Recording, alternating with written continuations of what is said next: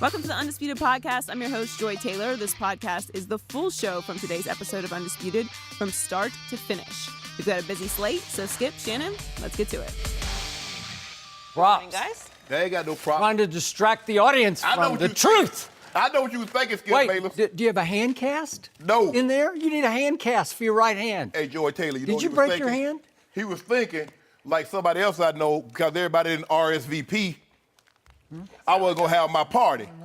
Joy Taylor, they talk about, hey, you ain't going to have no party. I'm going to have me a party. I don't care what y'all doing. Apple juice. Yeah. Smelly. You tell me. You tell me. Wait, now I have to do a whole show with a drunk guy? Nah, don't worry about me. I mean, he's definitely going to be drunk because that was the first. So did we just watch Shannon Sharp do his first shot? Think I was going to party. I ain't like somebody else I know. Uh-oh, we may be stepping out of bounds a lot on this show. Yeah. What are we partying for? You know. A big move? I had It was always nice to celebrate a big move. No, I was changes. planning on having a celebration because we was going to be 2 games. It was going to be 3 games to 2. That's what I was thinking. And since that didn't happen like that, I'm going to party anyway. I don't need anybody to come to my party that Really? you think LeBron was going to have. Not run tell that. So you're celebrating that you now owe me 11 cases of Diet Mountain Dew? Is Man, that you'll what get you're I'm more worried about them 300 wings I got to play Raw party. That's a lot of wings. Boy, Rob you make could... me sick. One of these you days make you're me gonna- sick you're too. gonna learn these All y'all make me sick. I just appreciate the fact and respect the fact that you showed up today. That's Why wouldn't I show impressive. up? I didn't think you were going to be here. Well, I'm here. Good. Let's do it, Joy. You will get done up because you know right now I'm in that rage, Joy. You had a good breakfast this morning. Joy, right? you know what warm hen do to a brother? That's what I'm saying. Make sure you have something in your stomach. Next thing you know, I've seen what warm hen does to a non-brother. I'm about to start. I'm about to come up out of this green jacket like the Hawk. Oh, my God. Let's get Here we go. started with LeBron. He reportedly punched a whiteboard in the locker room after the Cavs lost Game 1 and played the remaining 3 games with a bone contusion in his shooting hand. He averaged 34 points, 8.5 boards, and 10 assists in the series, but his scoring and field goal percentage all went down after Game 1. LeBron showed up to the post-game press conference on Friday with a cast on his hand and talked about the incident. Let's take a listen. What happened, self-inflicted, post-game after Game 1, very emotional. For a lot of different reasons, understanding how important a Game 1 is on the road for our ball club. What would that done for us? The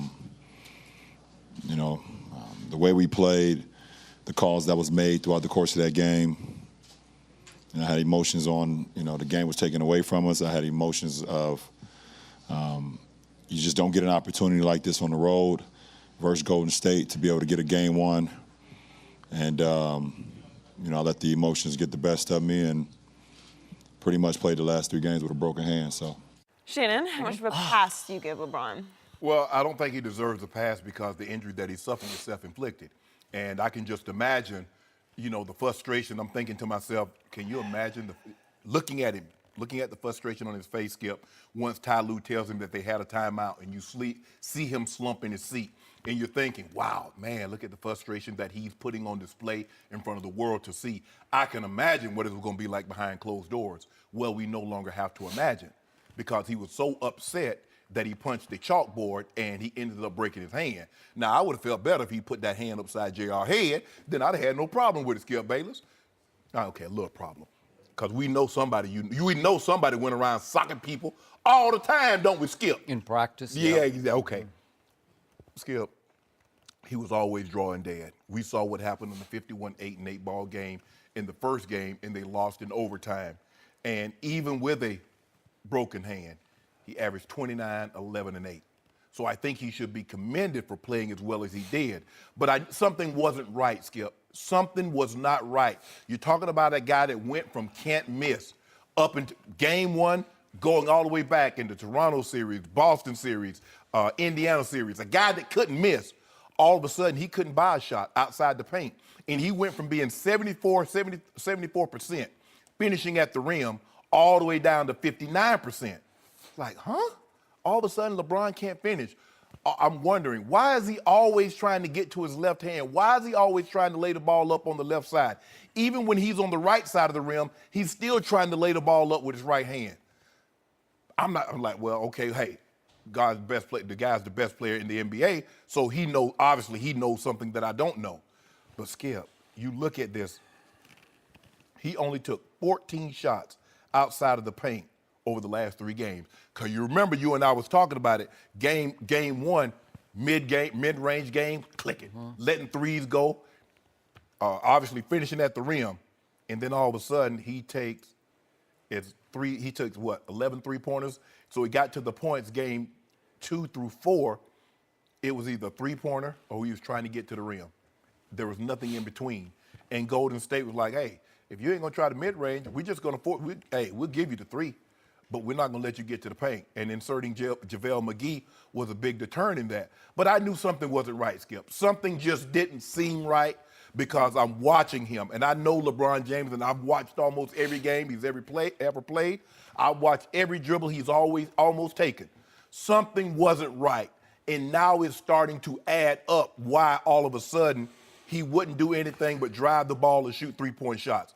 Skip, I do not believe, let's just say for the sake of argument for this conversation, for this topic, LeBron James has an uninjured hand. I don't believe the final outcome would have been any different.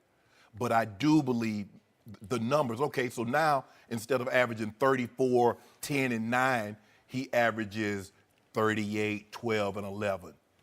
I believe the end result is the same. So I can't give him a pass because of the injury, because he caused the injury to himself. But don't let that fool you now, Skip. We know who still the best player on the planet is, even with a broken hand. So I've got to clean up several things you just said. Okay. Number one, we're having to trust, because this came from LeBron and his inner circle, that he actually hit a chalkboard or whiteboard with his hand. So you're leaping all the way to the conclusion it was broken when he in fact did say, according to him and his insiders, that they did MRI it and it was not broken. It was only a bruised hand. So That's can not we what at he least? said. No, he didn't say. He said, he said basically I played the game with a broken hand. Okay, but that's basically because it wasn't broken. So he's saying that the pain was of a broken hand, but that the hand was not broken. Okay. So let's get that straight for the record. Okay. And now for my biggest picture takeaway, this is just pathetic and shameful for the best player on the planet, one of the greatest players ever. This doesn't deserve any pass. It deserves only ridicule. For him to come to the post-game media session and hold up a soft cast on his hand as a prop to sort of lead his blind witnesses down the path of, oh, LeBron deserves a pass and an excuse for stinking up the finals, that he stunk that finals up even worse than he did the 2011 finals in his first go-round with the Heat against the Dallas Mavericks. At least in that finals, they were up 2-1 when the chosen one turned into the frozen one. And in this one, after game 1, he and his team were just flat out pathetic. They were non-competitive. I've never seen anything quite like it from a player of LeBron's greatness. So I do not believe he had anything more than a bruised hand, if that. I do not believe, as he claimed, that he pretty much played the last 3 games with a broken hand. I'm not buying any of that. I didn't see that at all. And so you didn't notice any difference between game 1 and games 2, 3, and 4? You know what I noticed? I noticed that LeBron James, at the end of regulation in game 1, quit on his team. I noticed that he threw a tantrum and basically threw in the towel while sitting on the bench in a way that no great leader ever would have. Any great leader, any Shannon Sharpe or Ray Lewis would have been trying to rally the troops to that point and say, we're starting fresh. It's 0-0. In game 1 at Oakland, we have them on the ropes. And instead, LeBron continued to pout all the way into the overtime, didn't even take a shot for the first 2:26 of overtime, when, by the way, his hand, according to him, was completely 100% okay then, because he slugged the whiteboard, according to him, after that game was over. And when he finally did take 4 half-hearted shots down the stretch of overtime, he missed all 4 of them, and they got blown off the floor 17-7 in overtime. I think he quit on his team. I think his team quit on him, and they were non-competitive. What do you mean quit on him? I think they all just sort of threw up their hands and said, that's our leader? That's all we got? Do you realize Kyle Korver made no shots after game 1? Yeah. 1 of 16 from the floor. Jeff Green was 29% from the floor. He was 21% from the three. So what do you mean they quit? When did they start? In order for you to quit something, you have to They start. go as their leader goes, and he went completely south on them at the end of game one. You know it, and I know it. That was the series in a nutshell, right there on the bench that we got to see the extended footage of. Prior to the overtime, he had gone 49, 8, and 8. Oh, it was tremendous. So where were they at then?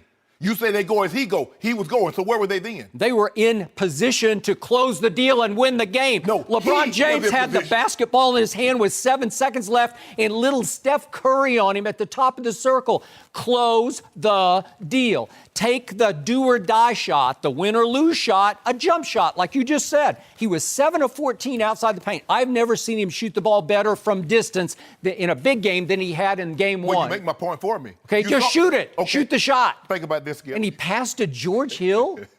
Really? I really appreciate you making my point for me, because guess what? He was 7 of 14 from the mid-range game in game one. He only attempted 11 mid-range shots, 2, 3, and 4. So you're making my point for me. I really appreciate that. Here's the actual point.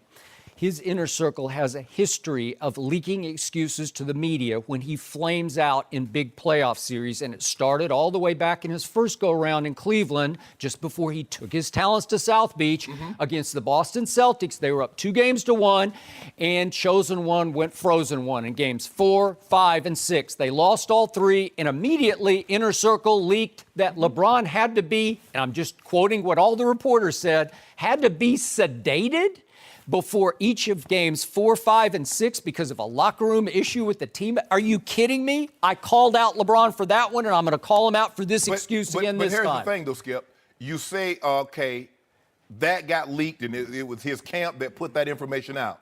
Now his camp doesn't put this out. He knows it's going to get out, because here's the thing. If he doesn't come to the press conference, or he doesn't acknowledge that he has an injured hand, what's going to happen is the same thing that happened after that 2010 loss. It's going to get out, and you're going to say, bull jive. So now it gets out. Well, it got out of me. Within a couple of minutes after the game was over, it was leaked. Because he's trying to get in front of the story. Because, Skip, he's not making any story. There is no excuse to be made. The Golden State Warriors have the better team. And even though they have the better team, he averaged 34, 11, and 9, and they still lost. Last year, he was 34, 12, and 10, and they still lost. So I don't believe, Skip, even if he doesn't break his hand, or if he doesn't injure his hand, or he doesn't have a bone bruise on the hand, I believe the end results would have been the same. But the fact of the matter is, it's just like Tom Brady. Tom Brady told you what happened, right?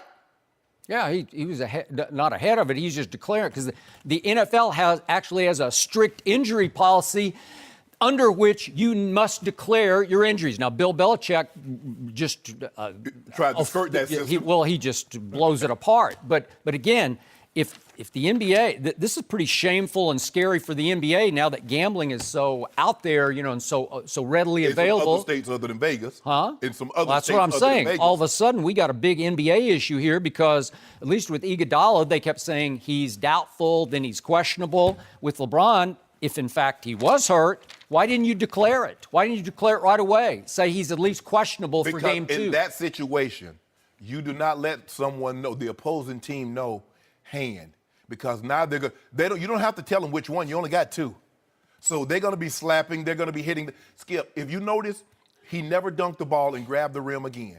From that point on, from after game 1, everything he did, he laid the ball over in the rim. Now, wait a second. I recall in game 3 that he passed to himself off the backboard and just slam dunked it, right?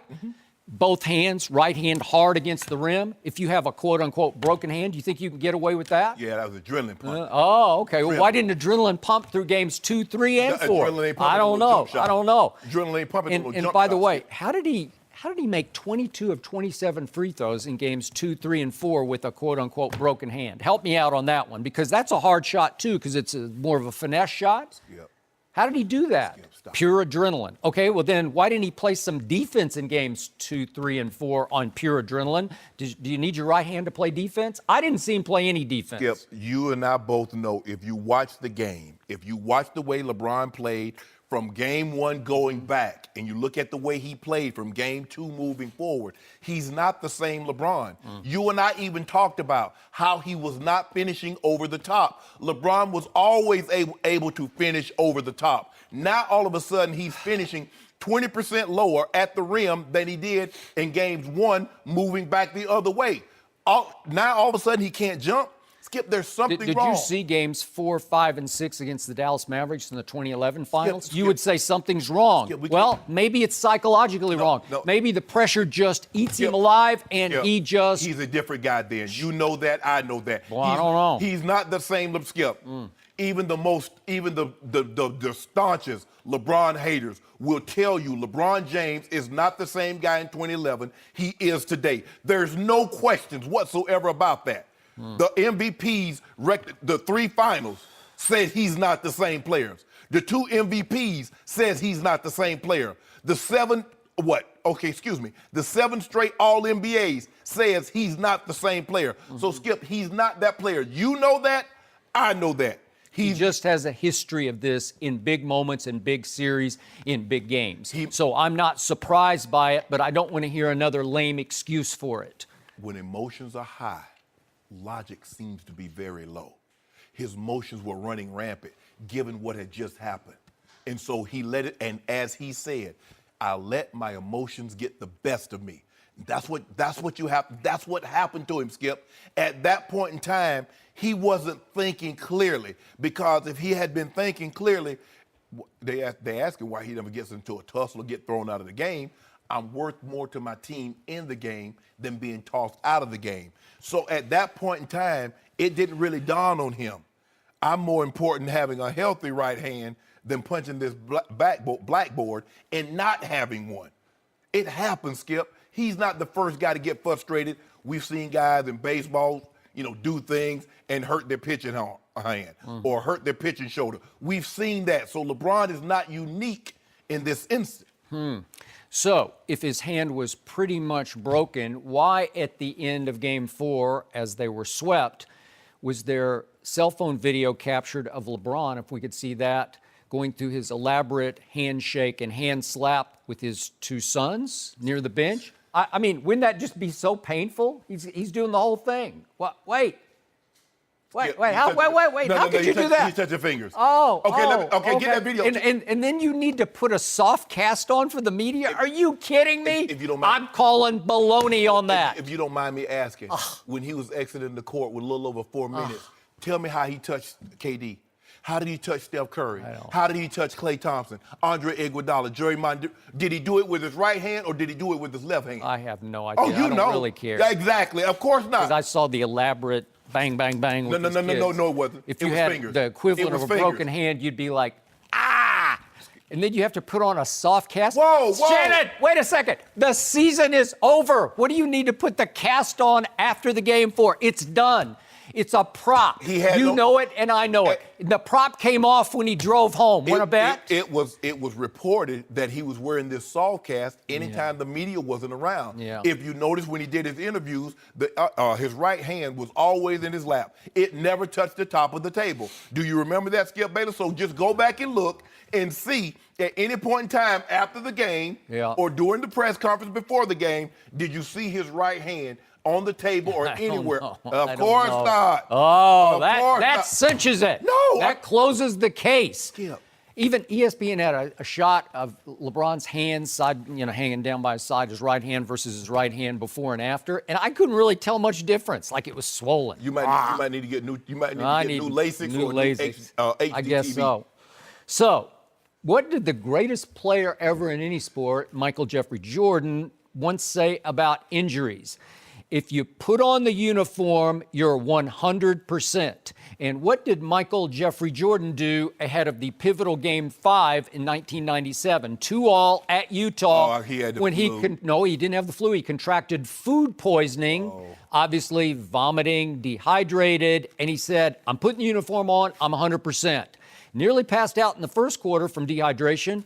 Toughed it out, kept going, brought them from 8 down in the fourth quarter and hit the clinching 3 with 30 seconds left as they stole that game by 2 and went ahead 3-2 in the series, and it was over.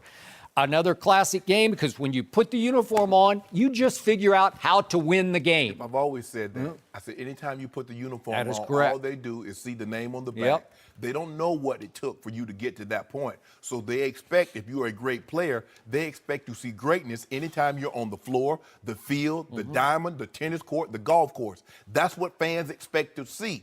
But that doesn't mean that he wasn't injured. That doesn't mean he wasn't hurt. Skip, I don't believe, so what? Okay, he doesn't hurt the hand. He averages a triple-double, and he's somewhere around 30 to 40 points a night. All it is delaying the inevitable. Nothing changes. He's not saying that even with the injured hand, he's 28, 11, and 9. 28, 11, and 9 with a bruised or a bone bruise or contusion, however you want to label it. Hey, even with the bruised hand, he made 2 of 4 threes in game 2. And then I don't know what happened after that. I don't know. He wasn't the same. He wasn't the same. If he took 11 mid-range, I mean, think about it. Hey, games 2, 3, and 4 is basically a three-pointer or if I'm trying to get to the basket. And you go back, I want people to go back and look at it and see how many times LeBron is trying to get to that left hand. Even on the right side of the basket, he's trying to lay the ball up with his left hand. So you brought up Tom Brady, and again, there is greatness personified, right? Number 12, greatest quarterback ever. So ahead of the AFC Championship game, for however he did it, he suffered a 12-stitch gash in the base of his throwing thumb. That's tough for a quarterback. So what did he do in the fourth quarter against Jacksonville? Threw for another, 138 yards, 2 touchdowns, no interceptions, brought them back miraculously once again to beat Saxonville. Remember that? Yeah. So well. that's you just suck it up and figure out how to do this under those conditions, right? Okay. So he sucked it up. He played skill. But you do realize they had 2 guys in double figures. LeBron at 34, Kevin Love at 19, and then everybody else was 8, 9. What's he supposed to do with that? Because you do realize in 96, the year they went 72 and 10, can you tell the people at home how many teammates Michael Jordan had in double figures? I have no idea. Besides himself, he had 3. Tony Kukoc, Scottie Pippen, and good old Luke Longley. Also in 98, the year you talking about, do you realize 3 of the top, all defensive, first team Jordan, that's 5 players. Do you know the Bulls had 3 of them? Dennis Rodman, Michael Jordan, and Scottie Pippen. Michael Jordan, at age 34, a year older than LeBron, made first team all defense. And then in the closeout game 6, greatest game he ever played, he had only 1 other teammate in double figures. LeBron almost. Interesting. LeBron almost topped Jordan's 92 season, Skip. The only difference is that was year 8 for Michael. This year, We're going to 15 leave it for there. Bron. Where will LeBron take his talents next season? We'll discuss that next. No mercy. Let's move on to LeBron. His Cavs were swept in the finals, and now the focus is on where he'll play next season. LeBron was asked Friday if Game 4 was his last with the Cavs and said, quote, "I have no idea at this point." Over the weekend, his former teammate Dwayne Wade gave his opinion on LeBron's decision. Take a listen. I think at this point in his life, it's more so of a lifestyle thing of, where my family's going to be the most comfortable at, where I'm going to be the happiest at. Because basketball-wise, he's so great, he can bring along and take along whoever. Shannon, what does this tell you? I know a lot of people are reading into it, Skip, is telling him that he's going to L.A. But for me, LeBron is about winning first and foremost. He made that abundantly clear. I'm still in championship mode. Who presents the best opportunity? Who presents him with the best chance to compete and win titles? Now, for me, lifestyle, that's what you're working for now, that when you're done, you have the opportunity to enjoy a great lifestyle. Skip, he lives in L.A. How often is he actually going to be home? You do know 41 games a year, 41 times a year, you're on the road. There are a lot of times you might go 3, 4, 5 days and you don't see that home. News flash for everybody. In basketball, they do play indoors. Now, in football, you talk about, oh, man, I want to be in a nice warm, I want to be in Miami, or I want to be in L.A. That's one thing compared to Lambeau, Soldier Field, or Cleveland, Pittsburgh. That's one thing. But Skip, who presents the best opportunity? Because that's where LeBron James is going to be happy. I don't care if it's 365 days a year and it's 80 degrees with no humidity. Let him be losing and see how happy he is, and then see how that trickles down to his family. Now, all things being equal, Miami is a great lifestyle. It is. But that's not conducive for him winning a title. Where can he go? Or where can he recruit people to go and help him win a title? But here's the kicker, Skip. What LeBron needs to understand, in order for you to put the team together that you think can get to and compete and win a title, somebody's going to have to take less dollars, because that's what Kevin Durant did. Kevin Durant took $10 million last year, less than what he could have gotten, so they could bring back Sean Livingston, so they could bring back Andre Iguodala, and they could make sure they give Steph Curry the max. Someone is going to have to be willing to sacrifice. So you have to ask yourself, what's more important to you, LeBron, getting max dollars or winning another 1, 2, or 3 titles? Because if it's max dollars, I really don't know where he can go and get the type of people to come with him that can win a title. Because you hear Chris Paul saying he wants max dollars. Well, James Harden is already on a max dollar contract. Correct. LeBron says he'll never play for anything less than max. 3 max on one team doesn't work. You have 3 starters, and you play 3 on 5, so, right? No, they need to go to cube thing, that 3 on 3. Well, maybe they they tear could that probably up. win that. Yeah, they tear that up. They might. But if you're going to play NBA, you need 5, and you better get 3 or 4 guys on the bench that can come up and help. Okay, so if you are discounting what Dwayne Wade says about LeBron's lifestyle choice, Yes. your gut feeling tells you if he is now in championship mode, he will pick who? For me, if I'm LeBron James, my first choice would probably be Boston. My second choice... That's if Kyrie would sign with the Knicks? Knicks. Or stay? Kyrie wants to be... See, Kyrie is unhappy because Jason Tatum, he still won't be able to be the guy. Kyrie wants to be the de facto guy. Okay. Okay, so Boston would be number 1. Okay, but you're saying without Kyrie? Without Kyrie. Okay, got it. Number 2 would be San Antonio. Really? Yes. Okay. So, back to Dwayne Wade. I go back and forth on how close, and you may have some insight into this, but how close Dwayne and LeBron really and truly are. Because I'm going to remind you, LeBron in the 11th hour after the 2014 season, he left Dwayne high and dry in Miami, right? Yes. And it was a shocker to everybody, including Dwayne, that LeBron went home. I'm coming home, right? Yes. And then at the trade deadline, very quietly, I'm assuming LeBron blessed the move of Dwayne going back to Miami, right? Right. So as much as I believe that LeBron missed Dwayne down the stretch and in the playoffs, it seemed like LeBron didn't have a big issue with letting Dwayne go for what was it, a second-round pick in 2024? Yeah. So basically they just said, here, You can go have it. home, Yes. or go back to Miami. Correct. So I go back and forth on how close Dwayne keeps in touch with LeBron. Is he just saying that from a distance, or does he have inside information? Because if he has inside information, then I'm going to rank these differently. I would say my teams in order are L.A., Miami, and then maybe Cleveland still on lifestyle, because LeBron is from Akron and Savannah's from Akron, right? And that's my thing, Skip. 29 of his 33 years have been spent where? Okay. So what's the lifestyle? So So I would think that's still an appealing lifestyle exactly. to them. But I think the biggest thing is he has these 2 homes here in Brentwood. Okay, and to that point, I know a lot of people over on that side of the 405.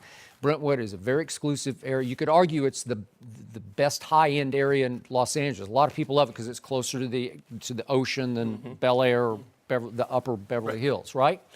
So he bought one home in in Brentwood that he's hanging on to, probably just because it's a great investment, because real estate here just keeps skyrocketing. Yeah, I'm hoping to come down at some point. I'm right there with you. I keep hoping. But the point is that he already upgraded about 2 blocks up the hill in Brentwood and bought another bigger mansion.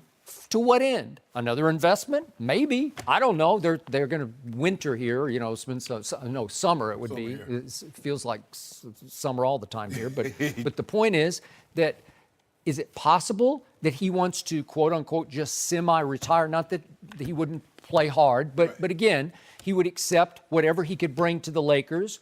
Would it be Paul George? Could he manage to get CP3 under this salary cap with him? And then what would happen to Lonzo? Would they trade Lonzo? I don't know. I'm not sure Magic would go along with trading Lonzo. How do you, let's just say for the sake of argument, Skip, you could get CP3 and Paul George.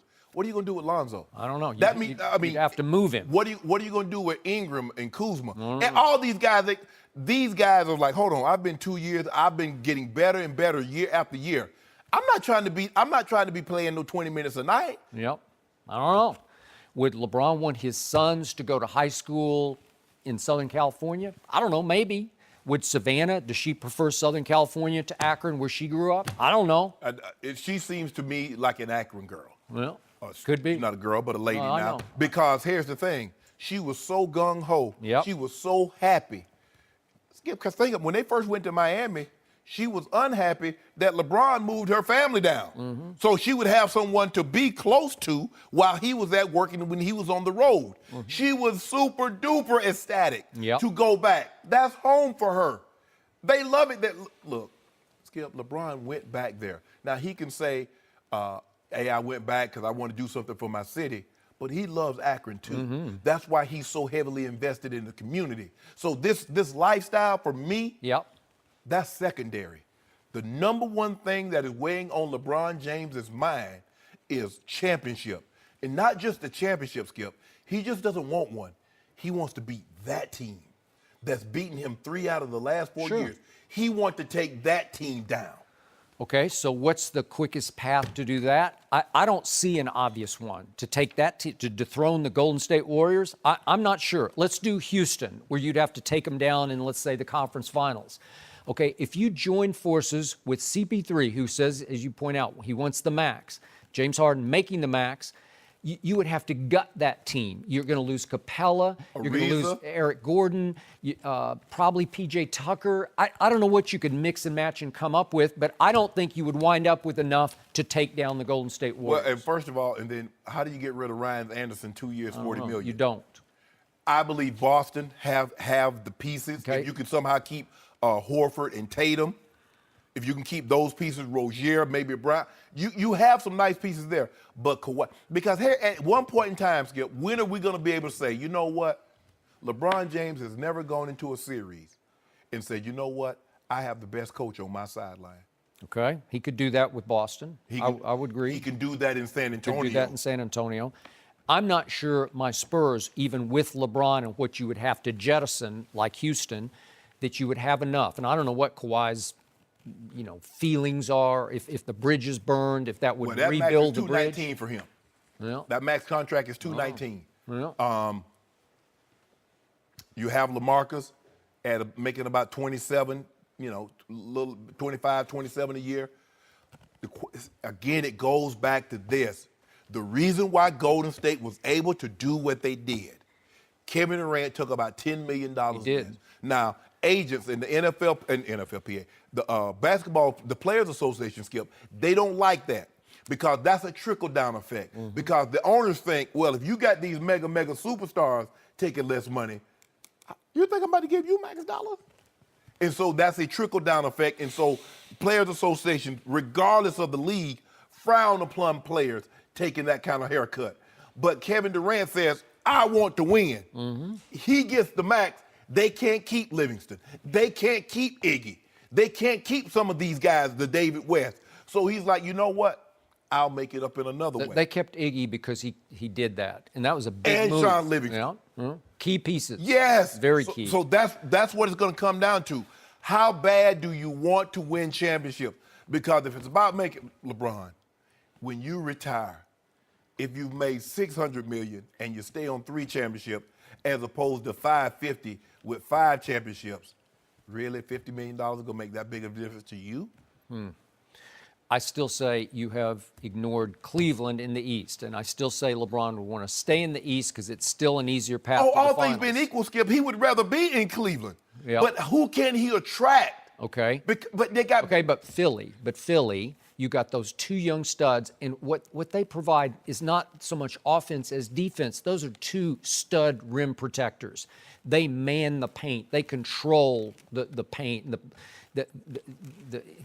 Those 2 guys are coming as superstars. You know it, and I know it. And I think they could retain a lot of their sharpshooters. What am I going to do with Ben Simmons? He's not turning into Klay Thompson.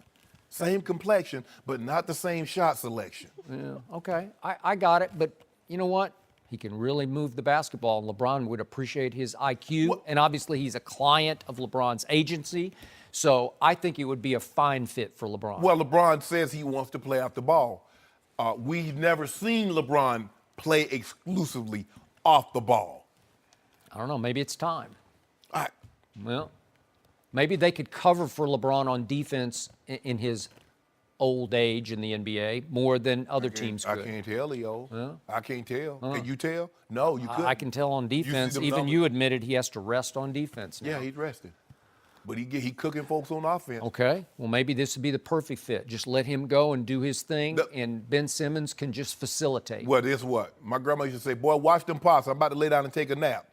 So, hey, LeBron said, well, I'm cooking folks on offense. Y'all watch that on defense. I'm going to take a nap. And he could install maybe David Griffin as the new GM. He could control the franchise because they just had to jettison their GM. All that control, I don't care nothing about no control. I'm trying to get me 5 championships. How do I get me 5 championships in the next 3 years? That's what I'm concerned about. I don't care if we got to play in Siberia. If they got an NBA team over there, we'll play there. But I want to come back and I want to beat the Warriors in the finals to let them know they don't have my number. They got it right now, but I'm about to change my number. Well, I mean, hopefully LeBron realizes at this point that whole control thing is not really actually reality. Yeah. I mean, for a little bit amount of time, they'll give you what you want, but I'm pretty sure they did fire David Griffin and they did trade Kyrie Irving. So And they didn't that whole trade that- idea of having some control over the franchise is an illusion. And they didn't trade that pick to get DeAndre Jordan. Exactly. So, but remember, LeBron does have a young daughter now, and his oldest son is going to be moving into his high school age, playing basketball. So wherever it is that he ends up is likely going to be the end of his moves for that reason exactly. No mercy. Next up, Kevin Durant was named Finals MVP for his second straight year. His main competition was Steph Curry, but Durant got 7 of the 11 MVP votes. KD averaged 29 points, 11 rebounds, and 7.5 assists in the finals and scored a playoff career high 43 in Game 3. So, Shannon, what did Durant prove in the finals? He didn't prove anything to me. We already knew he was the best player on the Warriors. We knew he could take and make big shots. We saw it last year. So for me, all he did was prove what I already knew, that Kevin Durant is the second best player in the NBA. That's what he is. And I don't have a problem with Kevin Durant winning the Finals MVP, Skip, because his worst game was a 26-9. Everybody saw Game 3, what Kevin Durant did, 43, 13, and 7. And Steph Curry was 3 of 16, scored 11 points. And Kevin Durant, Skip, tried to do everything he possibly could to get Steph Curry the MVP. He played off the ball. He's like, hey, Steph, you bring the ball up. In the process of trying to give Steph Curry the MVP, he gave himself a triple-double and won the MVP. So the voters are looking like, hold on. We just see this guy go 43, 13, and 7, and then in Game 4, when they blow him off the court, he gets a triple-double. Nothing for me, Skip. Everything I see Kevin Durant do, I'm not surprised. He's a 7-foot monster. He can shoot the ball over anybody, and when they started switching early in the game, Skip, they say basketball players, they practice when they're growing up, they practice shooting over chairs, shooting over brooms. Well, if you got George Hill on you, he's shooting over a chair. If you got JR on you, he's shooting over a chair. And you let him get a rhythm, he's going to be hell to deal with for the rest of the ball game. So Kevin Durant proved to me he's great. He's heading toward, and as he said, I'm about to have me a chair when Magic and Jordan and LeBron and Kareem and Bird, all these guys talking about championships and great players. Hey, I'm at that table now. So for me, Kevin Durant just showed me what I already knew about him. He's the second best player in the NBA. We know who number 1 is, Skip. There's no doubt. If you left this finals thinking that Kevin Durant all of a sudden has passed LeBron James as the best player in the NBA, you watch something else other than what I watched. This is what I watched, and I always just say what I see on TV. I saw, for the second straight year, Kevin Durant prove that he's better than LeBron James when it matters most. I'll give you the regular season offense, whatever, but all around, when it matters most, Kevin Durant was better than LeBron James. He's a better shooter than LeBron, and he proves it in the biggest moments because he's definitely a better clutch shooter and scorer than LeBron at this stage of LeBron's life. He's a better defender than LeBron because I thought he defended LeBron very well. And he took him for much of the first 3 games. I know Iggy sort of got back in the rotation in Game 4, so they switched that up a little bit more. But for the most part, in this series, Kevin Durant took LeBron James. And you see the numbers. Maybe it was a bruised hand. Maybe it was Kevin Durant. Maybe it was a little bit of both. But Kevin Durant deserves some credit for what he did to LeBron in Games 2, 3, and 4 defensively. And then just big games, fourth quarter games. We just saw back-to-back Game 3s, the pivotal game of these series. You know it, and I know it. In the first game a year ago, Game 3 at Cleveland, these are both in LeBron's house. Cleveland is up 6 with 3 minutes left and gets blown off the floor 11-0 down the stretch. This year they were up 1 with 3 minutes left and lost down the stretch 14-5. That had everything to do with Kevin Durant and very little to do with LeBron James because Kevin Durant took over those 2 fourth quarters. He was much better in the fourth quarters than LeBron was. So he keeps out-dueling LeBron, back-to-back Game 3s, back-to-back seasons, finals, in his house. And he wins MVP, which he deserved both times in the finals. So all I can tell you is what I saw, and I saw that Kevin Durant was much better than LeBron James with all the chips pushed to the middle of the table. Can I ask you, if you don't mind me asking, I just want to make sure, is this the hill you want to stand on to make that argument? I just stood on it. Okay. And I'm screaming from the mountaintop of it. Can you tell me what Steph Curry was doing in Games 1 and 2?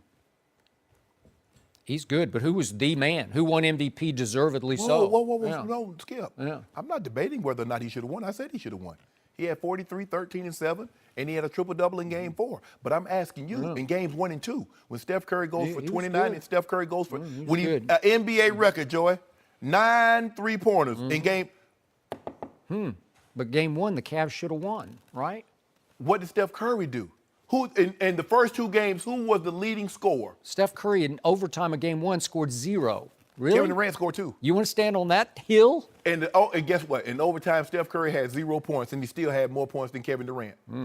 In Game 2, what happened, Skip? An NBA record, 9 3-pointers. That was the difference in the ball game. But the turning point game was Game 3, up 1 in LeBron's house. And who took that game over with 43 points? Who made all the key shots of the finals? Kevin Durant made the key shots. If you remember, Steph scored a bunch of points. I'll give you that. Game 1, the Cavs was up at 1 point, 13 points. And then there was a shot from damn near half court. Somebody hit that shot to get it to 3.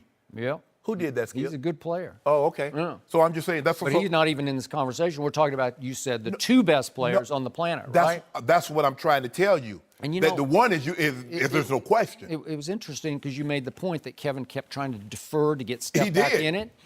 I really respect that. I admire that because Kevin Durant said after Game 4 that it's actually harder to be great on a great team than it is to be great on a bad team. Because on a great team, you're trying to keep everybody happy, and so your touches are more limited, your opportunities are more limited, yet when push comes to shove, that great team, these Warriors, would turn to Kevin in crunch time, in key turning point moments, and say, you do it. Yeah, but what the luxury that Kevin doesn't have is that because you're on a great team, you can have an off night.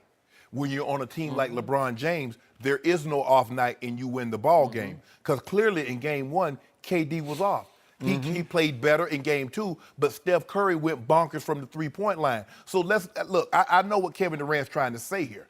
He's trying to throw a little, yeah, I might be the second best player, but if I was on a bad team.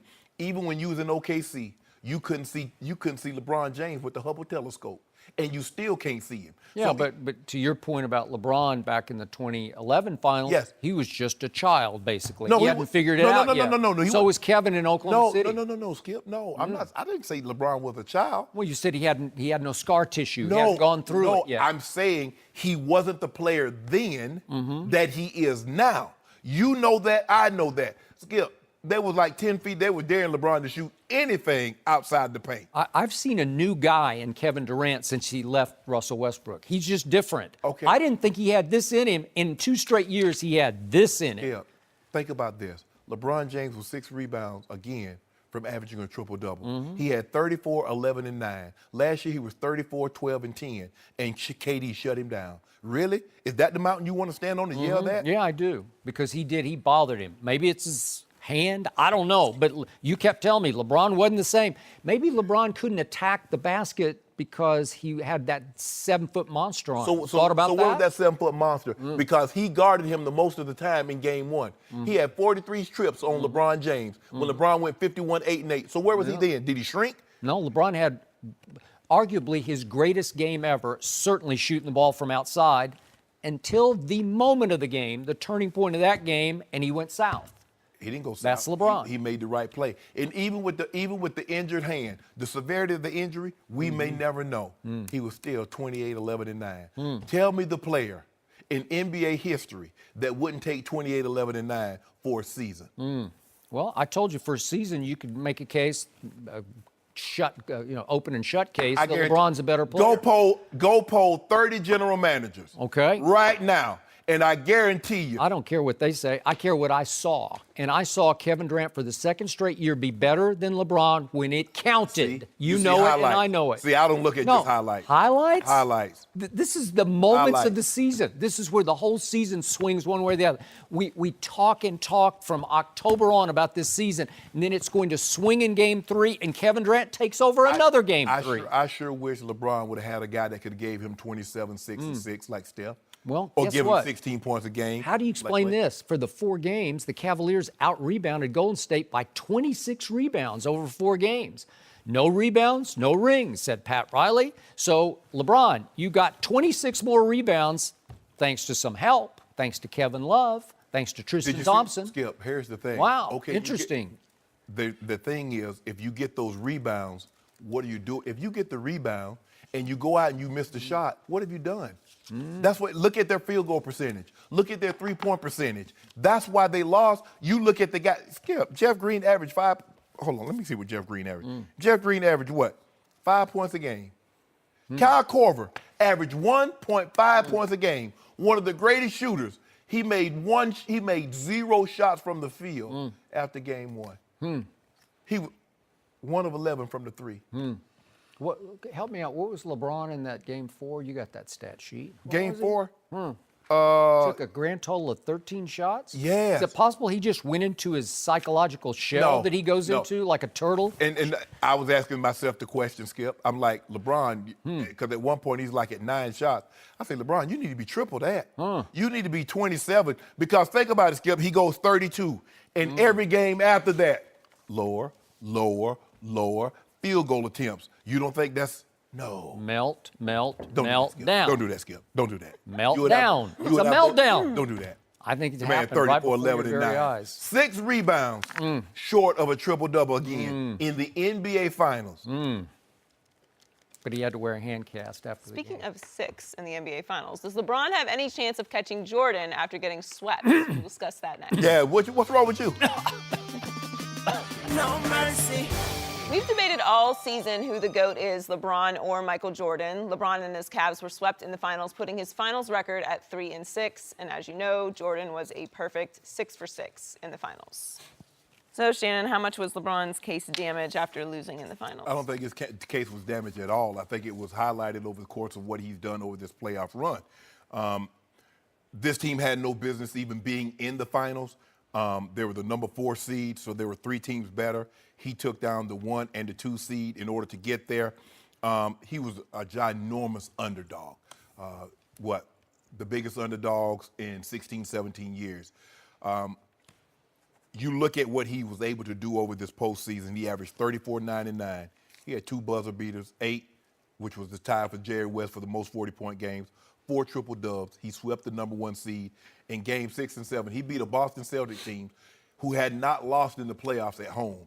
And then he had to go back and not go back, but he did that in a Game 7. We know the history of the Celtics and Game 7s in that building.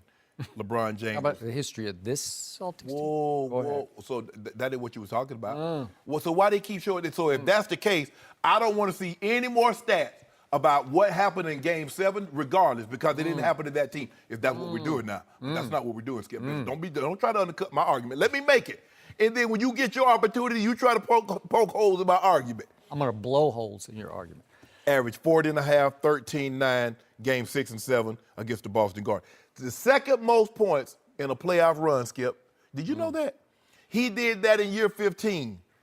Michael Jordan did it in year 8. If you don't mind me asking, can you tell the people at home in year 15 what Michael Jordan was doing? It's not my turn. Okay. It's your turn.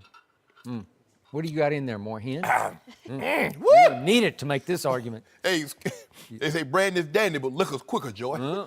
You know what? Let me tell you. I'm gonna No tell. candy is dandy. No, I'm gonna tell you what Michael was doing. Michael's on the Wizards, going a grand total of 37 and 45. Now you got to reach for the Wizards at age 39 and 40. That's year 15. Lame. Year 15.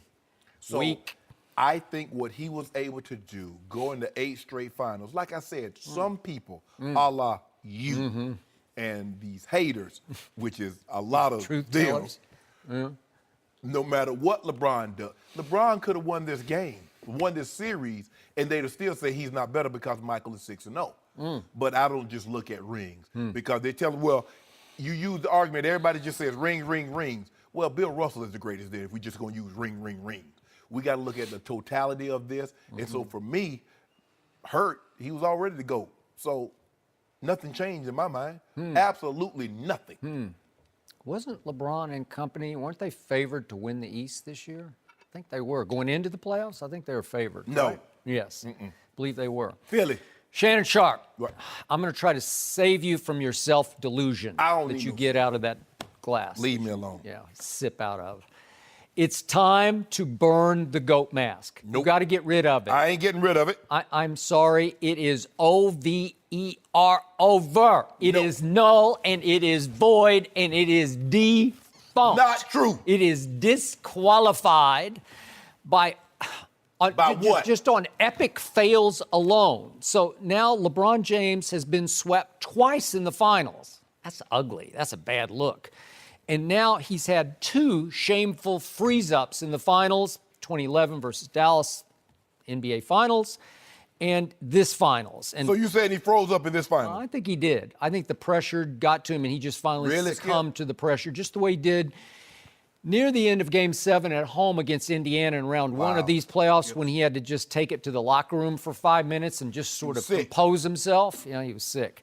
And I'm not even going to mention that 2010 final series as the first go-round with the Cleveland Cavaliers against the Boston Celtics in the Eastern Conference Finals, after which his owner, Dan Gilbert, accused him of quitting versus those Celtics. He did. Why do you do that? Why do you take what somebody else said? You say I'm you don't just care saying, what somebody said. Did anybody ever accuse Michael Jordan of quitting in a playoff series? I don't think so. I wasn't around to hear any of that. Well, the Boston Celtics made him quit. Oh, okay. He played hard, but he still he didn't play hard in Game 3. When Larry Bird called him God disguised as Michael Jordan and he quit? If somebody beat God, how you let that happen? So, LeBron's Heat team was blown off the floor in an NBA Finals by a record margin in 2014 by the Spurs, and it took the greatest clutch shot in the history of NBA playoffs by Ray Allen to cancel out and save LeBron's legacy after he turned it over 3 times in the last 3 minutes of Game 6 in 2013 and then missed what would have been the tying 3-point shot to get them to overtime.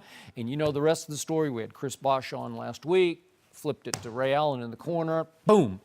And that saved his legacy right there, or he would now be 2-7 in the finals.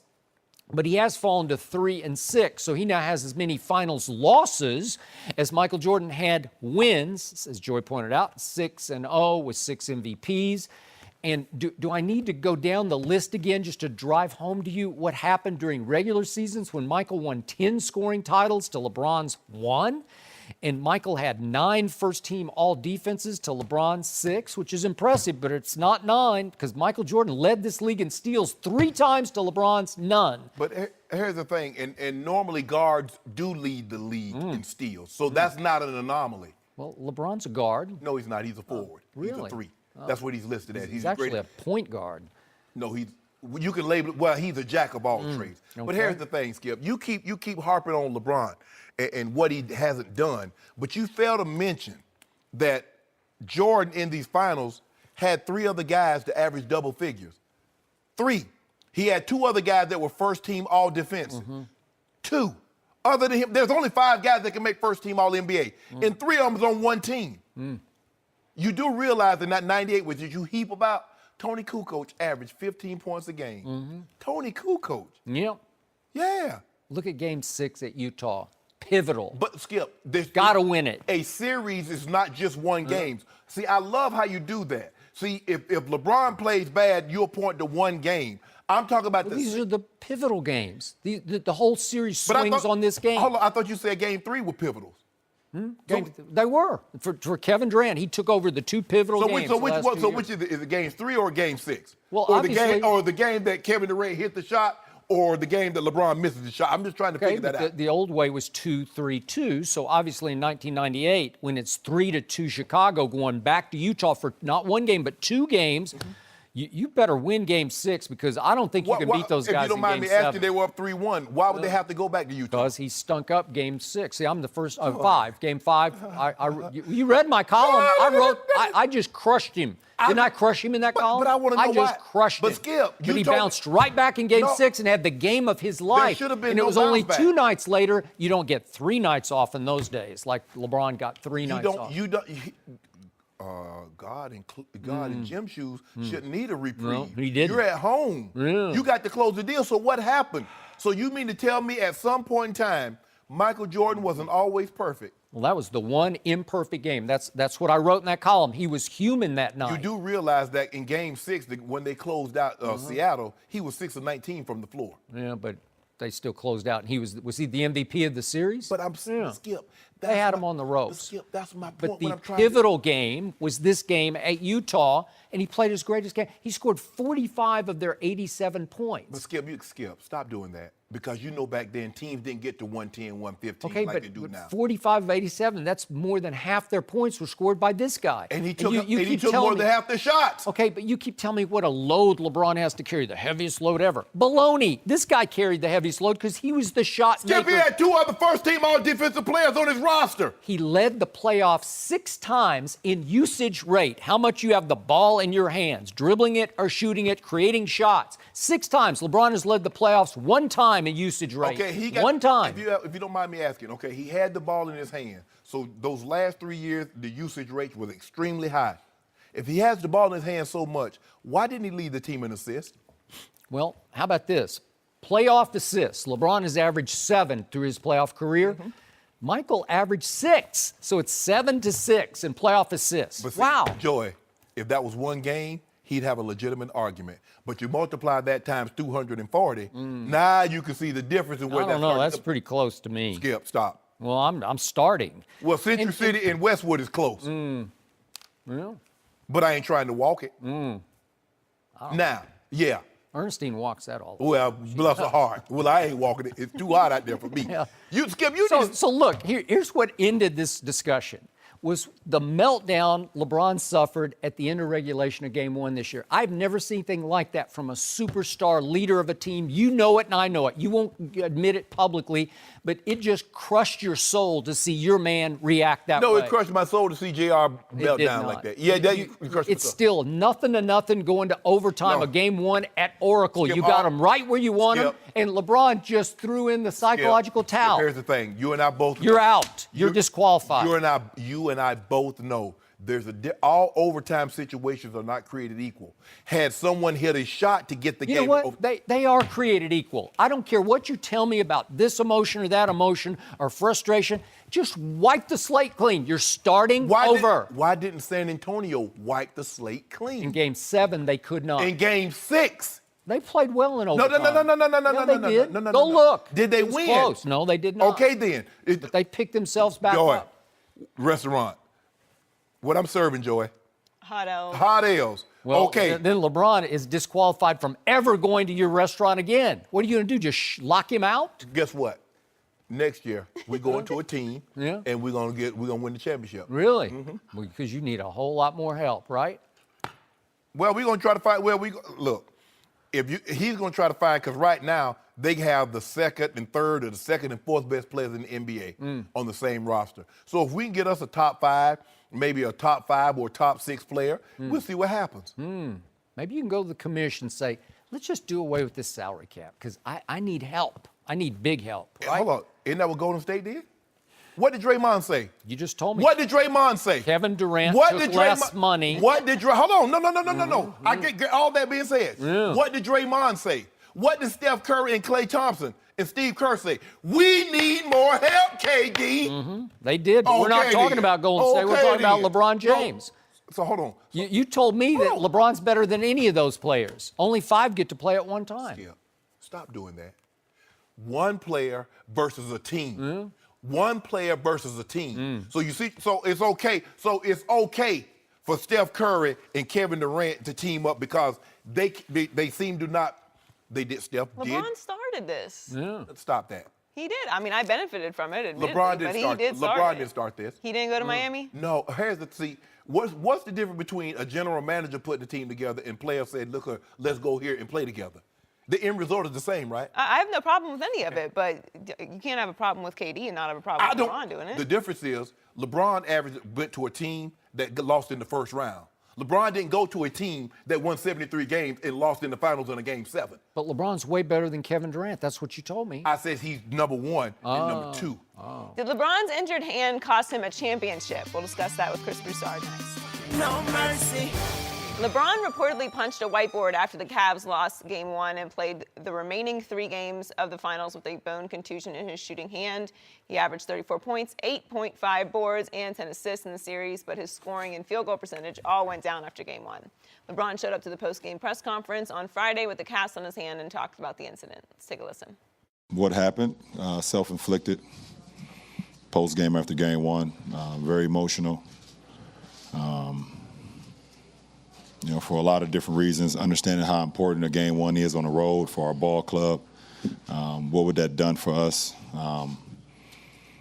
The way we played, the calls that was made throughout the course of that game. I had emotions on, the game was taken away from us. I had emotions of you just don't get an opportunity like this on the road versus Golden State to be able to get a Game 1. And, I let the emotions get the best of me and pretty much played the last 3 games with a broken hand. So We're now joined by FS1 NBA analyst Chris Broussard. Welcome, Chris. Good morning. Thank you. Great to be here. How much are you buying Tough LeBron's injury? So you're asking me, do I think he's hurt? Yes. Yes. Of course he was hurt. Look at the things that would have to happen for him not to be hurt. The doctors would have to fashion a cast for his hand just for him to wear to the post-game press conference. All the teammates, trainers, PR It was people, it was like a brace. coaches. It's not even a cast. Everybody It's a soft cast. It's still a cast that you have to fit to a guy's wrist. You can buy them at the fitness store. Okay. No, you ain't buying. Dick's Sporting let's Goods. even Go there. down. Go check it out. Let's even go there. So somebody went out and bought a cast just for that. Okay? All the people in the organization would have to, look, we're going to say LeBron hit the whiteboard. We know he didn't, but just go along with the story. Correct. Nobody would leak. I don't know what you're talking about. LeBron didn't hit a whiteboard.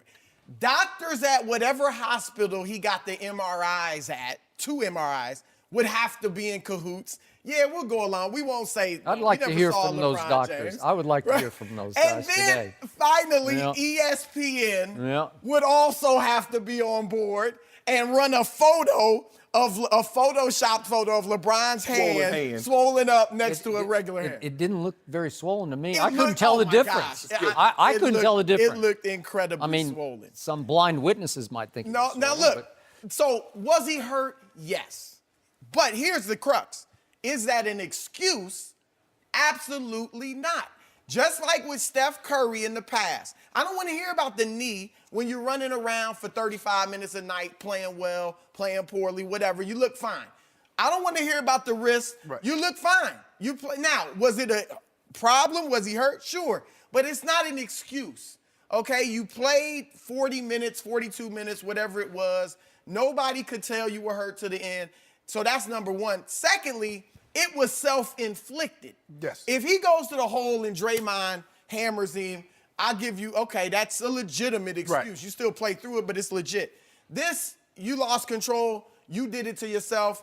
No excuse. So was he hurt? Yes. Is it an excuse? No. You said the same thing I said. You just echoed my sentiments. the reason why you can't use it as an excuse because it was self-inflicted. You did this to yourself. Emotions were high, logic was low. You and I both know LeBron knows what he means to his team. So he wouldn't do that in a normal set of circumstances. But because of his emotions, he let his emotions get the best of him. He ended up not only hurting himself, he hurt his team's chance to go further. Even if he doesn't have that hurt hand, so what? He averages 38, 11, and 12. Exactly. Do we think the outcome is any different? No. Well, wait a second. You spent 10 minutes at the top of this show telling me how he just didn't shoot at all in games 2, 3, and 4. He quit shooting. No, he still averaged 34, 10, and 34, 11, and 9. Whatever he averaged. 53%. Oh, 53% shooting. But if you look from game 2 moving forward, as opposed to game 1 moving backwards, you can't tell me that's the same LeBron James because all of a sudden his finishing at the rim dropped by 20%. That's not normal, Skip Bayless. And if you notice, a lot of his finishes, he's always trying to get to the left side to his left hand. So you're saying it is an excuse? No. I think he's just saying it's a fact. It was a fact. It's a fact. Not an excuse. And can I say one thing too? There's no need for excuses. Right. They were beaten by a vastly superior team. He played tremendously. Like you said, 34, 10, 8, 53% shooting. And, okay, he got swept. Guess who else has been swept? Magic and Kareem. Kareem's still in his prime. Swept by Moses Malone and Dr. J. Shaq and Kobe swept 2 years in a row in the Western Conference playoffs. Michael Jordan swept. It has happened to every great player. There's no... Vastly superior? Skip, Did you see what happened? Was in the West, they might have got What happened beat in the first game round. 1 this year? This year's final. What happened? He played phenomenally and they came close. Were they not in position to win the game at the end of the game? They had a There are a lot of chance, teams- but they still were the So was inferior Houston. team. Oh, was really? in position twice to win the game. How about the Exactly. pivotal game 3 in LeBron's house? Was Cleveland not up a point with 3 minutes left? Skip, a You got the point best with 3 player on the minutes? planet? Does that mean they're not? Okay, they were- vastly so these superior. So wait, in 2 of the first 3 games, Cleveland was in position to win the game against the vastly superior Just because Golden you're in State position Warriors. doesn't mean you're supposed to Baloney! win. I'm calling baloney on both of you. Come on. They had it. If he's that guy, he gets it home in both games. Like Tom Brady. If he's that guy, he gets it home. Well, he's gotten it home a whole bunch of Did times. he get it home This in time. January? Oh, he only set the all-time playoff record of 505 Now yards. that's Let's say matter. LeBron was 34, 11, and 9. That gets thrown out the window. Okay. See? This was pathetic and shameful on LeBron's part, and Chris Broussard knows the history all too well. We have to go all the way back to the 2010 Eastern Conference Finals. LeBron had the Celtics down 2-1 and went into his shell, as he is wont to do, and just psychologically melted down in games 4, 5, and 6. And what did his inner circle immediately leak to the media? That LeBron had to be sedated before games 4, 5, and 6. It was widely reported on ESPN, was it not? No, I don't remember that. Oh, I thought do. it was Wait a in minute. the Whoa, circle. time out. Sedated? My former partner, Stephen A.Smith, went on Mike and Mike that morning and first reported it, and then we carried it on First Was Take. it written in a report, or did Steve just say it? Was it ever written that LeBron James was sedated? He reported it live on ESPN. I thought it was in the Trust circle. me. They never have said that. Okay. Nobody in the Cleveland organization has ever told me LeBron James was sedated before those games. Well, Now, Stephen A. did is he go pretty in the connected. shell? He went to a shell. Oh. One person told me that, and my guess is it's the same person that told Stephen A. That person is not in LeBron's inner circle, nor does he work for the Cavs. Okay, so here we go again with the all-time worst excuse I've ever heard, that LeBron has to wear a hand cast to the post-game media session after. Could we see that again? It was bad optics. I don't think he he's should have walking done off the floor and he does his elaborate hand slap and handshake with his 2 sons. And you're telling me that then you need to go put on a hand cast after the game? And it's not even a cast, it's like a brace. But when he's exiting the floor, Skip, does he shake anybody's hand? Does he touch anybody's hand with his right hand? Everything is backhand with his left. So With his help me out. sons. There's the Suns. Look at this. Are you I hurt? do Now you have to agree. put a cast on that? I do agree, Skip. It was bad optics. I don't think he should have worn the cast. Right. To the press He should have It just. opened He should him have up to this. He should have just told. Hey, I should have just told her I had an injured hand. And then if he says I have an injured hand, they say, well, where's the cast? He wears the cast in his back. So LeBron, we already know LeBron can't win. Cast. Okay, so he had a bruised hand. He even admitted it was not broken. He said it was pretty much I played 3 games with a broken hand, but it wasn't broken according to LeBron, right? I agree. Yeah. So you have a LeBron's got a bruised hand. Oh, come on. Who doesn't play with some bruised Stop it, something? Skip. You know it and Stop. I know it. How did, in games 2, 3, and 4, how did he make 22 of 27 free throws with that almost broken hand? It's a miracle. I don't know how he did it. So why did it shoot? I'm with you. It's not an excuse. I don't think it's an excuse. And I don't think we're trying to use it as an excuse, but it goes to show you what we have seen throughout Bron in these playoffs. We've never seen this precipitous drop in field goal percentage after every game. You go back from game 1 and go back. I'll start with the Indy series, and you come all the way to game 1, and then you look at games 2, 3, and 4. He didn't shoot the ball as well as he did outside the lane. It got to games 2, 3, and 4. It was either a 3 or he's trying to get to the bucket. Yeah. There was no mid-range game to speak of. Okay, let me ask you why you're both, but especially you, giving LeBron a pass for his meltdown in the sideline huddle ahead of overtime in game 1.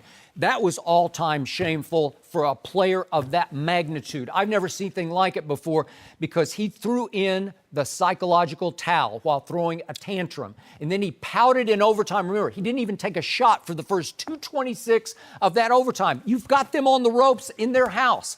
And by the time LeBron shot the ball in overtime, they were down 7. And he took 4 half-hearted shots in overtime and missed all 4 of them. Is that why he hit the whiteboard with his fist? Or was it because of JR's blunder, which didn't cost them the game? It just cost them the opportunity to have a last shot at the game. That's all you want is an opportunity. That's all you want is an opportunity. And they had the opportunity, and JR gagged it away. Okay, all I wanted was the opportunity for LeBron to have the ball in his hands against 6'3" Steph Curry with 7 seconds left, because I've never seen him shoot the ball from distance better than he did in that game. Just shoot it. If you're that guy, it was not a great pass. George Hill was playing. Wait a second. George Hill was playing in his first ever finals game. LeBron was playing in his 46th finals game, and he, according to this man, is the best player on the planet and better than Michael Jordan. Take the shot. This is the shot of the finals. At some If point, you Jack- make Can't it. hit a layup? If I can't trust my man to hit a layup, I'm sorry. Well, you definitely can't Come on. trust. I don't trust George Hill, and I'm on the record. It's not 20/20 hindsight. I was happy the Spurs got rid of him after 3 years of 2 first-round flameouts and a second-round sweep at the hands of Goran Dragic and the Phoenix Suns. That's what George Hill got you for San Antonio. Where I do disagree with you, obviously, I think he was too emotional on the sideline. Yep. But this wasn't Dallas. Dallas, he looked scared, as you said, frozen. This was just, he was in a funk in that overtime, but this was nothing like Dallas, in my opinion. He still played great throughout the series. And he just was upset in that overtime. He's not the guy then that he is now. No, it's and totally- even I with think that it's hand. All the more reason that he should have pulled it together and had overtime in game 1. Can't be frustrated with J.R. Smith. JR's JR. What's different about what JR did? Everyone knows what JR is. This is He's the one that got him that contract. Name me the player that hasn't had this happen. Kobe Bryant, who everybody says is a killer, and he is, stopped shooting in against Game 7 against Phoenix. And they were in the up second half, 3-1. And they were up 3-1. That was just a pure pout. He was just Okay, pouting. what's the I know. difference? This was a pout. Michael Jordan, I agree with you, is the GOAT. 1989, Game 5, Eastern Conference Finals, Detroit. He takes 8 shots. Michael Jordan, who is a scorer. Did more you than read the LeBron. book called The Jordan Rules? They had like 4 guys on him. They just were not going to let him get a shot off. If you that guy, so don't make the basketball play. Shoot it. Shoot over him. Come Wait a on. second. Did he If have you 4? that guy- Wait. Did he have 4 guys on him? He had 6'3" Steph on a switch on him. And Just shoot Mike the had shot. 6'2" Joe Dumars. Oh, please, he had on everybody him. all over him. I mean, Go read the look, book. I'm with Mike, but come on, you can't be judging LeBron Oh, one way please. and Jordan another. Jordan. Why did Michael only take 8 shots? Because of the Jordan rule. You ought to go read the book I by read Sam the Smith. book. Yeah, they wouldn't let him There shoot. aren't LeBron rules. Huh? Nobody's got LeBron rules. 8 shots. There was no- 8 you told- shots. wait. You told me Wait. that- Did they double him on that play to take the ball out of his hands? No, they just let Steph stay on He it. made a tremendous pass. Tremendous I can't pass have to a more guy time you about can't this trust. man. You can't trust George I Hill. can trust every single NBA The- player to make a Make a layup. layup. You cannot. He's going to get fouled. He's going to have to shoot free throws. He's Steph an just wrapped him up. 80% shooter. He's never played in a finals game, and when he did play in big games for the Everybody at some point in Hey. time had never Well, played also, in a finals LeBron, game. So wait a did second. not punch the whiteboard over George Hill anyway. He punched it over J.R. Smith. I think he punched it over his meltdown. That's what I think. Stop it. No mercy. LeBron is expected to opt out and become a free agent in a couple of weeks, and according to OddsShark, the Lakers have the best chance to sign him. They're followed by the Rockets, Sixers, and a return to the Cavs. We're joined once again by Chris Broussard. Chris, right now, what's your gut feeling on where LeBron ends up? Skip Shannon, look, I think he's got some great options. I really do. I know it was written a few weeks ago, oh, there aren't that many great options. What I think he should do is go to San Antonio. I think they're going to make it up with Kawhi. Kawhi's going to get the Supermax. And you go there with LaMarcus Aldridge and Kawhi, I guarantee he would get at least one more ring. At least. If he went to San Antonio. All the guys he's compared with, Kobe, Michael, Shaq, Duncan, they all played for an all-time great coach for most of their championships, if not all of them. This would be his first time with a guy like Pop. But I don't think he'd go to San Antonio as far as a city. I think it's got to be a glamour city or a big city unless it's Cleveland. Secondly, Boston, I think, is a great option. I mean, And that's if Kyrie I would leaves? trade Kyrie. Oh, you trade If I'm Boston, you could do a few things. One, you could try to trade Gordon Hayward to Cleveland for LeBron. And Cleveland, look, if you're faced with losing him for nothing, shoot, I'll take Gordon Hayward. And then you could try to trade Kyrie maybe for Damian Lillard or somebody like that. Or you could just trade Kyrie to Cleveland for LeBron. There's talk about the Knicks as a 3-team deal because Kyrie, the Knicks were on his list. So I think Boston, though, that's like San Antonio light to me, and you stay in the East. So I think that's great. I think Philly's a great option. I do too. You know, we both think that. Yeah. But gun to my head, gut feeling, because, and I don't slight LeBron for this. He said family and winning. He still wants to be in championship mode and family, and I get it. I mean, his son now, who's a good basketball player himself, maybe he's an NBA player. LeBron Jr., he's about to enter high school. Yep. I doubt LeBron wants to be in a place for 2 years and then take little LeBron out and I go agree. some. You know, he probably wants this next decision. We're going to settle. And obviously, he's got homes in L.A. That means his wife must like it. His kids must like it. Who wouldn't like it? I think gut feeling it is, and I've kind of fought it all year, but I think it's the Lakers. And now I don't think he would go to the Lakers by himself. I don't think, if they can't get anybody else, I don't think he does it. But I think if I'm the Lakers and I know LeBron will be talking with Magic and, you know, you can tamper, look, they're going to be talking. Yeah. This is what I think the Lakers do. I think they try to sign LeBron and Chris Paul as free agents and then trade for Paul George. Get these young boys, Lonzo, Brandon Ingram, Randall. I would want to keep Kuzma for his shot. But the rest of them, I'll send to OKC. trade. If you're Oklahoma City and you're going to lose George for nothing, and I can get these young cats from the Lakers, I would do that. So now you got George, Chris Paul, and LeBron with the Lakers. Now you can think we can win it next year, and I'm in a nice You place better with my win family. it soon. Yeah, because that's a risk, because Chris with his injuries and even LeBron with his age. I like Boston. I like Boston as the best situation because I want to see one-time Bron go into a finals and he has the best coach in the series. He has yet to do that in the 9 finals. He's yet to say, "I got the best coach." No, Spoelstra Against Popovich? Billy Donovan. That was Okay, yeah, OKC. yeah. Okay, Not Billy Donovan, Scott Brooks. Scotty Brooks. But it was close. I respect it. was Scott close because Spo's good though. Because that was He's Spo's. not all-time great, but he's that a was good coach. Spo's second year, Yeah. and that was Scotty Brooks, I think, third or fourth year. I love San Antonio because I love Kawhi, I love LaMarcus Aldridge, and Popovich is an all-time great coach. But as you mentioned, the Boston Celtics, he stays in the East. You put him with Jason Tatum. If you can make a trade and get, say, a Dame Lillard, I don't trust the situation with Kyrie. Kyrie wanted to be moved on, so Kyrie doesn't want to play. Kyrie says he wants to be coach. Kyrie wants to be the de facto top dog. And even if he goes back to Boston and LeBron doesn't come, Jason Tatum is not good. Yeah. You're going to have to share that role. So for me, Boston It's a great would be 1. San Antonio would be 2. Skip, I just don't think he can get enough people to come join him in Cleveland. That's just, the contracts are too bad. Yep. They got a bunch of players nobody wants. So I don't see how he can maneuver around that and navigate to get Tristan, to get JR. JR, you couldn't even get JR away.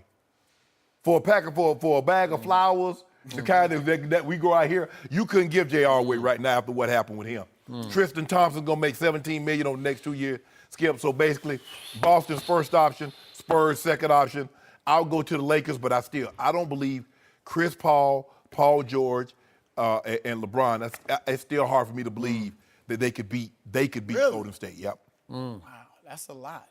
I'm getting a headache thinking about all this, all these ramifications. It also makes me a little sick at my stomach that LeBron James just stunk up the NBA Finals, and now we're talking about him like he's the answer to all these teams. He's like wanted by half the teams in the league, and he could go to he might be able to go to all the teams. And we're in the having a league. tough sit-down with Golden State. What you think about that? It's not going to happen. Yeah, we're going to talk to him. No, you're going to talk to him. They can't fit you in Yeah, because they Kevin can. Durant's going to stay.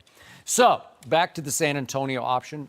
You laid it out on the table brilliantly, and I've thought a lot about it, but here's my problem with that scenario. I would love it for our show because we would turn these tables completely around. Then I would be on LeBron's side and you wouldn't. Yeah, right? I got to go. Yeah, I would love it for my Spurs. You said you've got to go. I got to go. Really? If Yeah. you went to the Spurs, why? No, no. I thought you were the wouldn't Lakers. No, I'm doing Spurs. Oh, you want the Spurs? Yeah, I might have to. You might have to jump ship on that one. Yeah. So here's why I have an issue with that.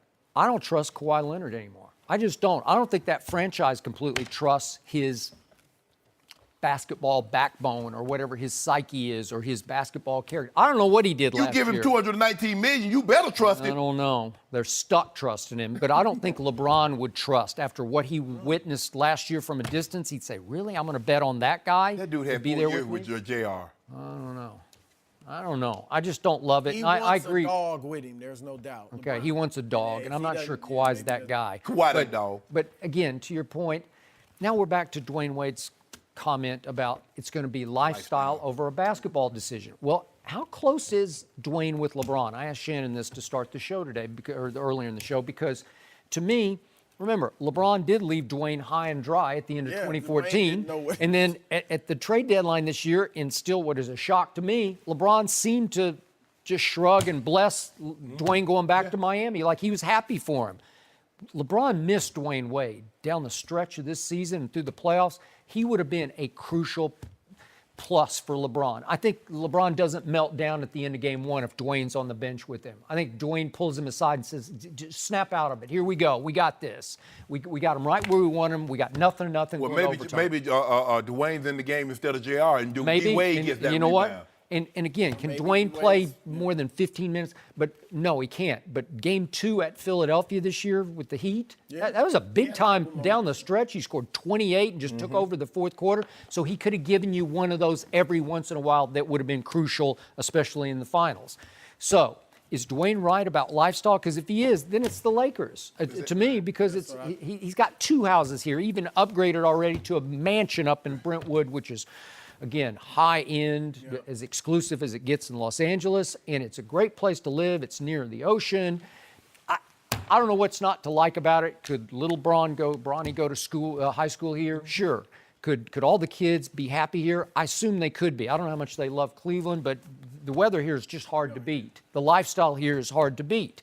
So to me, if he could pull all those strings, and you lay it out beautifully. That all works for me. If you got CP3 and Paul George, you'd have to ship those players off, but they would part ways with Lonzo and maybe a Brandon Ingram. All things being equal, Skip, the last thing on my mind is lifestyle. Okay, but is see, it? I think it's the family now. That's like Yeah. LeBron was right on the money. You have a boy entering high school Yep. now. You don't want them moving around all over the place. And by the way, LeBron, he's a superstar. Most superstars have a little bit of showtime in them. Like, wouldn't he want to be a Laker just to end it, just for a couple of years? They got enough statues out there. I don't know. No, we're not going. No? Yeah, hey. You say no? I don't necessarily Homeschool. You can homeschool little Bronny, and let him go on the traveling team, AAU team. I don't know. So you think it's Lakers? If Dwayne is right, but I don't know how close Dwayne and LeBron really are. Is I that don't inside think- well, information or is they're that from a close. distance? I don't think Dwayne knows any more Okay, than us. all right, I then mean, he's just obviously guessing. closer with LeBron. But Yep. yeah, because I don't think LeBron really know. I don't think LeBron he doesn't knows know. at this point. I agree. I don't think his brain trust has sat down to really analyze everything. Obviously, his agent has the scenarios painted out, but Well, to me, you need to stay in the East, number one. And number two, the team that has more nuclear firepower is Philly. To me, you you put think LeBron in Philly that is a mix? better option than Boston? I do. Just on They're both great. But see, the thing is, for me, what do you do with Ben Simmons? Well, see, that's the reason I started thinking Philly was because I was told by people close to LeBron he wants to play off the ball. And if he wants to play off the ball, then they could work together. So what happened when they trapped LeBron and he passed the ball back to Ben Simmons? Because They gonna have trouble trapping LeBron though with Embiid there, and then you got shooters like Sarge and Covington. I would You're want to saying keep you'll be able J.J. to keep Redick. it. Are they going to You keep those two, but Redick would be the challenge Yeah. to keep. If Bron won't max money. Boston is probably a better fit, right? Like seamless fit. Yes. But Philadelphia, those two players in Philadelphia, they could come back to haunt LeBron Could as they? they mature. You know, so Boston. the bottom line is I think he's got some great options. I'd say. Well, we got to leave it there. Chris, thanks so much for joining us. How would you grade LeBron's performance in the finals? We'll discuss that with Rob Parker next. No mercy. LeBron averaged 34 points, 8.5 boards, and 10 assists in the finals. And we're joined now by Rob Parker. Uh-oh, Rob, good here we morning. go. Uh-oh. Here What's we happening? go. Good morning, everybody. Yeah. Stop gloating. I'm not gloating. I You didn't are. even say anything. You did say something. You know, this How- is the first time in the history of Undisputed I feel sorry for Shannon Sharp to have to face this guy. What? Is this, But the, hear is me this the out. first time he's gotten a prediction right? Yeah, it might be. Yeah. Who, me? Yeah. No, it's not. Don't you remember? Last year, Shannon brought me Jordans because I beat him in the NBA that's Finals. right. Yeah. Bet, right? 5 games. I get it back. And this year, I get it you owe me back. what, 300 wings? 300 But I wings. did bring you something because I didn't feel like got I got you a props. T-shirt for you. This is for you to wear for LeBron, okay? You can wear that. The Fafot finals failure of all time. That's LeBron. He's now 3-6. No, and he's lost more finals than any other MVP, former MVP. So stop bringing up Jerry West, all of LeBron fans. Well, Jerry West lost 8 finals. Jerry West never won an MVP. LeBron James holds that record now by 2 losses. Because it was Kareem and Magic both have 4 losses. Now LeBron has 6. Well, so you been had the record. No, I just wanted to You want to reiterate. You want Reiterate. to drive that point. know that he's increased his lead. How's that? Rob, So what- how would you grade LeBron's performance in the finals? I'm going to give him a C-. Man, get off the set. Well, I'm not. C- and a C- for this. Skipper, you looked at you crazy. No, I was looking at him like I thought it was going to be worse. No, C-, because he, my problem was not the numbers. You always keep throwing out these meaningless numbers because that's what they are. That's what LeBron does. He just fills up a stat sheet, and they're meaningless because game 1, LeBron had a chance to win a game and change the series, and he quit. There's no other way of looking at it. On the bench, 5 minutes to go in Oakland. Had you said to LeBron before, you would be tied, you'd have 5 minutes to dominate and beat this great team. 5 minutes, 4 against 1, there's a chance you could win. Yeah, but- You can't beat them over 48 minutes, but 5 minutes? Hold on. But what about the opportunity? You said you had an opportunity. But what else goes into the opportunity? There's a difference between the opportunity you hit a 3-point shot to tie the game as opposed to grabbing the rebound and running out the clock in order to win the game. Yeah, right? but you did not lose the game on that play, and that's the crutch. This is what always happens. Oh, poor LeBron. He didn't lose the game at that point. If you would have told me they lost the game there, then it's totally different. I can understand. Did they win it? No, but they didn't lose the game. They still had a chance to win. And then I have to take off points because LeBron James would show up in a soft cast, which is one of the weakest excuses of anything. There's no reason, Shannon, the optics of this look terrible. Why would you do that? I don't care if the story was breaking. Go out there, give the Warriors their due. Say if my guys tried, we fought, we didn't have But they enough, didn't. or whatever. I tried to do whatever I could. We couldn't make He it did. happen. And then you go get the soft cast put on. That's him using an excuse. This is what LeBron does and what his people do. It's always somebody else. It's Delonte West. It's because of him. It's because of somebody else. Every time he loses, it's somebody else. LeBron James gets the credit, Shannon, when he wins, and he should get the blame when they lose. That's what great players take. They take the brunt of it. He lost. He's 3-6. I don't want to hear about the extenuating circumstances. I don't want to hear about anything else. Had LeBron won, like when he won some of these series earlier, oh, he's unbelievable. Look, he doesn't have a team, and he won. I've seen teams beat great players. When you talk about the Detroit Pistons, who didn't have a star, beat a team with 4 future Hall of Famers. They won. It's doable.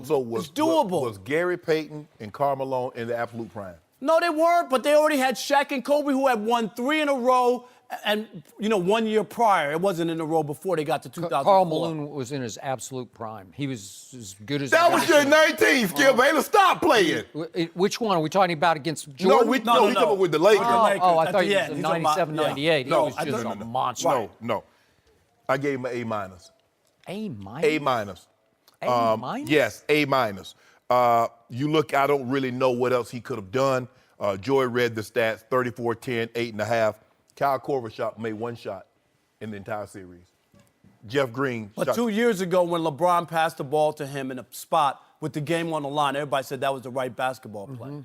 But the dude does have 2,400 threes. That's okay. Well, but you just said he didn't make any. Oh, I'm saying he didn't make any in this series. See what you do. No, to keep trying to compare your point, you go back to last year. Now, when he George Hill, he passed the ball to George Hill with 8 seconds to go, with the game on the line, with Steph Curry in front of him. You passed the ball to who? George Hill? Let me ask you a question. You're editor of a newspaper. Yes. You hire a journalist. He should be able to do the punctuation correct, right? Yeah. They're like, Rob, why would you hire that guy? He can't get punctuation right? You mean to tell me an NBA Wait, you're comparing a comma or a period or an exclamation point to what George Hill has to make a shot to change the whole NBA Finals? Not a shot, a layup or a free throw. Stop it, Rob Parker. You know better. Skip Bayless, look. All I'm saying is this. Michael Jordan, 3 times in 91, 93, and 96, had 3 teammates to average double figures. 3. We're talking about LeBron James here. If there's no player, I think there probably been one. You know what? There's no other. Not Magic, not Jordan, not Larry, not Kevin Durant, not Steph Curry. Even in the Eastern Conference, no one other than LeBron James could have gotten this team, even with if you want to say the East is weak, no other player in the history of the game. Against who, Shannon? You are delusional. Could have got this team to the finals. Oladipo, you're talking about 1 star in Indiana. Toronto, which is melted down, and they don't have any heart. They got swept 2 years in a row. And you're telling me Boston with no stars? With no Kyrie and no Gordon. That's what you're parading? How many stars did Nick have when Patrick Ewing was on the team? You keep changing the subject. Stay on the subject. It's LeBron. Grade LeBron. That's what I'm saying. Don't try to say, what about this and what about that? What about this? Because what you and Rob try to do is that you say, yeah, he got to the finals, but he didn't play anybody. All I'm saying is that he played the same amount of level talent. We don't know what Victor Oladipo is going to do moving forward. Nobody thought that Patrick Ewing at that point in time. Patrick Ewing was not the Patrick Ewing. He got better and better. Now, granted, he ended up going to a finals. They lost to the Rockets. Went to the finals twice, and he's a Hall of Fame player, one of the best shooting big men in the history. When did he go to twice? They went twice. They went in '99 against the Spurs. Patrick was on that team. They lost. Oh, he was on that team, huh? They lost with Sprewell and those guys. Yeah. They went twice, 94, 99. LeBron, A-. So somebody has to be objective at this table, and I am going to be that guy. I give LeBron James, the best player on the planet, who's better than Michael Jeffrey Jordan, I give him a D- for these finals. D-. I'm done. I'm tearing up my notes. Yeah. And I didn't give him an F because I'm going to give him a small break for his little bruised hand that required a cast after the series was over. He put it on after the series was over. Well, why would you put on a soft cast after? And it's just like a brace. You can buy it at Dick's Sporting Goods. No, you can't. Yes, you can. No, That's what it is. No, it's not. You put it on. That was for carpal tunnel. That's what he had on. And then do you think he drove home with this on his hand? No, he went in the locker room and took it off. He got a driver. He ain't driving. Okay, I think he drives. No, actually. I don't think so. You realize that your man LeBron James finished 67th in individual defensive win shares in these playoffs. Oh no, that was just in the finals. Let's just do the finals alone. 67th. There's not even 67 players in the finals. Okay, 67th through counting the finals, through the finals. 67th? He played little to no defense throughout the finals. Where did he finish PER in the finals? I don't know. In the playoffs, where was his PER? All I know is that when One. the finals were on the line, as Rob Parker just perfectly pointed out, he had the game in his hands with little Steph on him, and he's got the hottest hand I've ever seen him have in any game that He really was counted. tremendous in that 7 game. out of 14 from distance, which is highly unusual for LeBron. Just shoot the shot. It's in your LeBron freaking James. Don't give the ball to George Hill. He's playing in his first finals game ever. You're playing in your 46th, and you're on fire. Just shoot the shot on Steph. Just shoot it. I love how you two do Okay? that. Well, I love it's not. what It's you guys just do. that was the turning point, and then LeBron knew it was the turning point, and then obviously JR does what JR often has done, and he brain freezes, and LeBron goes to the sideline and sits down away from his team and completely melted down. Yeah. For that, he deserves an F. That's the turning point moment of the finals. You have them on the ropes. I predicted before game one they would win game one, and I loved my prediction. And I said if I were a betting man, I'd take those, 13.5 points, and I would have looked pretty good until it went to overtime. Then it got a little dicey in overtime. But they went by 10, right? Yeah. So, but he actually, J.R. Smith made the 3 that saved the point spread at the end. He was still firing. He didn't shut down. Man, you know what I love? You know what I love most about you? Because you consistent. You always trying to trap. Because here's the thing. He makes the pass. George Hill gets fouled. George Hill is an 80% free throw shooter. He makes one. It's the finals. It's if like he Kyle shoots the Korver. shot and he misses, what is Skip gonna say, Rob Parker? You know it. If LeBron James shoots what, that he's not clutch?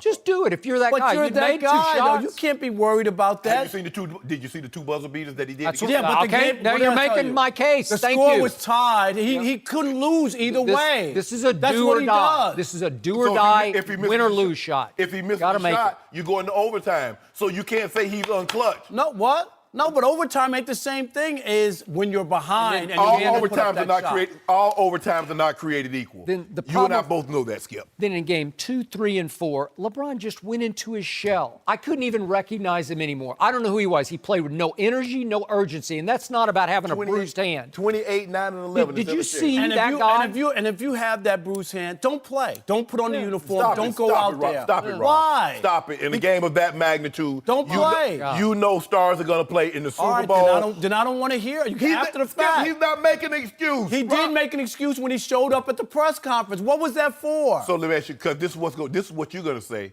If it comes out that LeBron had an injured hand, what you and Skip's going to say, well, I ain't seen no cast. Why ain't he have a cast if he would was injured? not. Yeah, you see, I know what you do, Rob. I know you, Rob. See, the year I've been around you, I know how you do it, Rob. You're going to say, where's the Skip? If his hand is injured, where's the cast? What gets me is this is Shannon Sharp, Hall of Famer. There's no way Shannon Sharp would ever use injury as an excuse. never show or up. wear some soft cast on his hand. I dropped it because I had a broken Skip, hand. But our mentality is different than a basketball and a baseball player. Hockey player, we're more in line with hockey players. They lose a tooth. They get slashed with a hockey stick or a skate. They get stitched up and they come back. Basketball players, their mentality, and baseball players, their mentality is not like that, Skip. You know that. You know that. You cover baseball. This is LeBron James Iron Man. This is the most durable player in the 104 history. consecutive games. Yeah, there Had you the go. biggest, played more minutes. He played 614 more minutes than Klay Thompson, which is 13 and a half games, the most in NBA history. And he still gave you 34, 9, and 9 throughout the entirety of the playoffs, Rob Parker. When you try to stat your stats, you have to play a lot of So let me ask you a question. So I guess Hank Aaron was trying to pad his stats, hitting the ball over the fence. You just hit when they throw you up there, right? You put the ball in the basket. You assist to somebody or you rebound the ball. I can't have it because they add up. all the minutes that he's playing so late in his career, and then he always has to act like he's tired. The last thing, the bottom line, what day are we having chicken wings? That's all I want to know. True. Friday? That's really the most important. If I were you, I question. recommend you not eat them. That's what I recommend. Oh, you trying to go poison me? I ain't saying Did you nothing. hear that, Skip? He said he was Joy, going to get me Joy, wings Joy. and poison me. Joy, sit this one out. You going to poison me? You don't have to be a sore loser. So You could also stop making bets. no. Losing. Okay, Joe, I want you to draw a Rob and these wings. Got I something mean, for I'm you, going to too. eat some. gonna have I'm gonna have some. some lemon pepper ones. for sure. Friday. Friday. Is that good? Celery, and I prefer ranch. I bet you'll be at Cedar Side now on Friday night. Rob, thanks for joining us. How impressive was the Warriors' run to another title? We'll discuss that next. Gonna poison me. Yep. No mercy. The Warriors have added a third championship in 4 years to their dynasty. They're also the first team to complete a sweep in the finals since 2007. So, Shannon, how impressive was the Warriors' run? This run, Skip, was even more impressive than last year's run, even though they only lost one game last year on this in winning their title, because they faced more adversity. Steph Curry missed the entire first round and the first game of round 2. Andre Iguodala missed games in the Western Conference Finals, and he missed the first 2 games in the NBA Finals. Yep. Having to face 2 elimination games after trailing by double digits in both, and in Game 7, trailing by double digits on the road. Skip, they also trailed by double digits in Game 1 and 3 in the NBA Finals, and still found a way to win those games. They're in the midst of a dynasty. This is 4 finals in 3 years. So basically, they played 83 games over the last 4 years. That's a full NBA season. It gets unnoticed because I know a guy that's winning 8 of them things, Joy. He got 2 full seasons. Really? Oh, yeah. Oh. So let that sink in for just a second, Skip Bayless. The guy who just got swept? And still have played 2 more full seasons in the last 8 years than everybody else. So, but I ain't talking about that, Skip. We don't want to talk about that. Interesting. The wear and tear. But the adversity that they had to face this year, Skip, was much greater. So I look at this feat, what they did this year, missing Steph Curry, Andre being out, being down double digits twice in elimination games, being down in the NBA Finals, Games 1 and Game 3, and somehow find a way to take everybody's best and still be standing at the end of the day. This is very, very impressive. It's more impressive than what they did last year. And I tell you what, NBA teams, they ain't breaking this up. So y'all better get together. Somebody, hey, AD, you better say, hey, I want to go play with somebody, because if you don't, it's going to take 3 superstars to be able to take this team down, Skip. To your points, all valid points. I feel sorry for the Golden State Warriors this morning because they're getting little to no credit for what they just pulled off, because the media switched the narrative immediately after the final buzzer to either LeBron's quote-unquote broken right hand or where's LeBron going to go? That's all that I've heard for the last, what have we been, 48 hours. Yeah, 48 hours. I don't hear anybody applauding Golden State, congratulating Golden State, saying, hey, what a run you guys just had. And yet, when I look at dynastic, when I look at invincible, and you're right about the injuries, those did cost them some momentum through the playoffs, especially the Iguodala injury. But I can't get it out of my mind, and it's stuck in my craw, that if Chris Paul doesn't go down late in Game 5, I just don't think they survive. Right. I thought Houston had them on the psychological and physical ropes, because Houston just bullied Golden State. Houston on defense just literally knocked Golden State out of all of its sets. All of that screening, all that motion, they just got knocked off the basketball.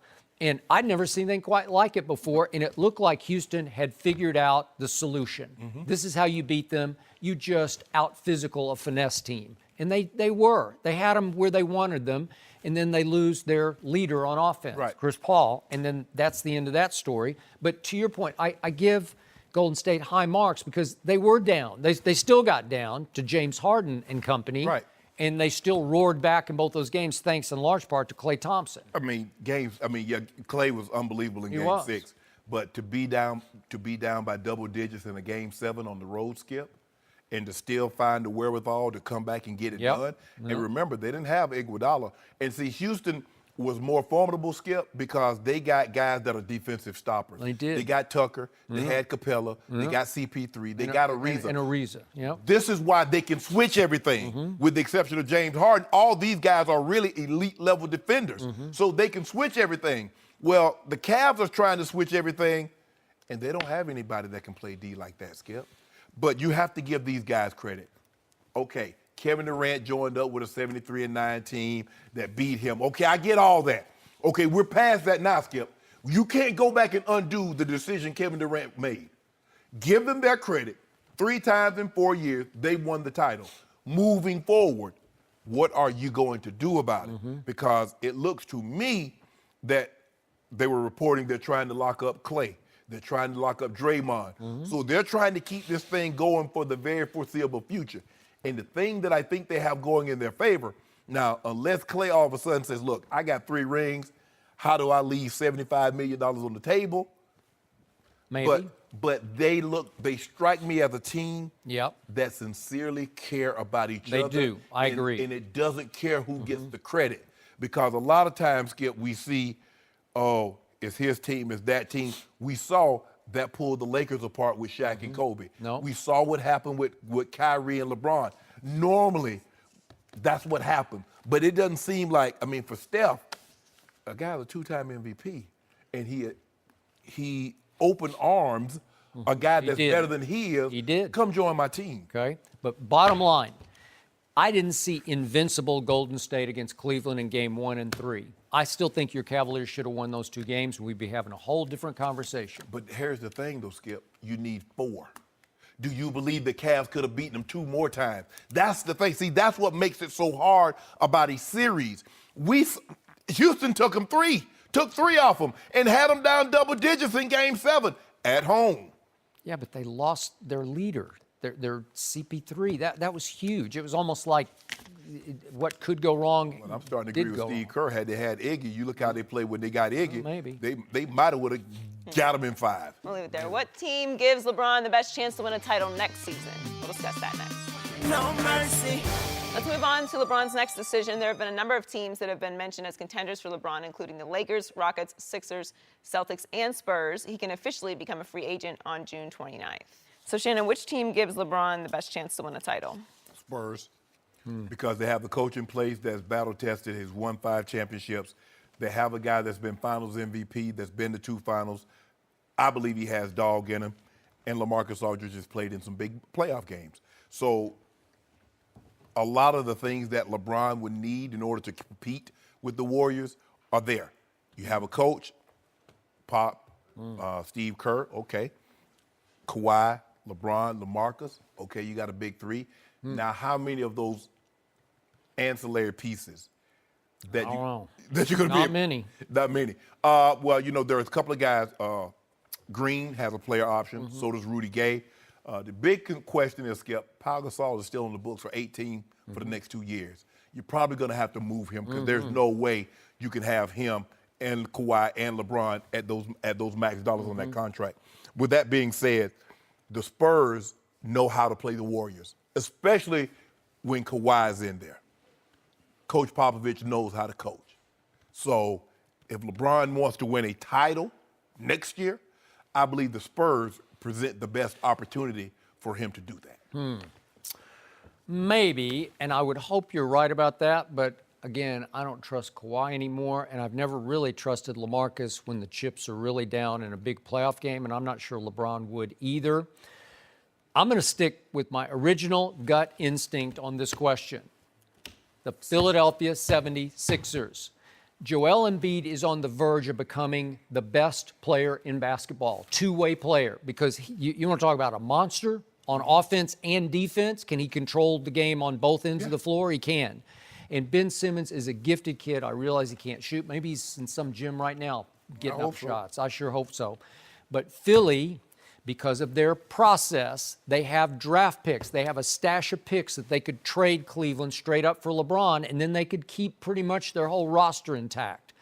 I think this roster is on the verge, if you put LeBron in the middle of it for leadership and just some sort of anchor in the middle in year 16, I think it could win the East, and I think it could definitely challenge Golden State in the finals. I like their chances because this team has firepower to it. Well, the thing is, Skip, if he goes there, they're still going to need another player to come along with LeBron.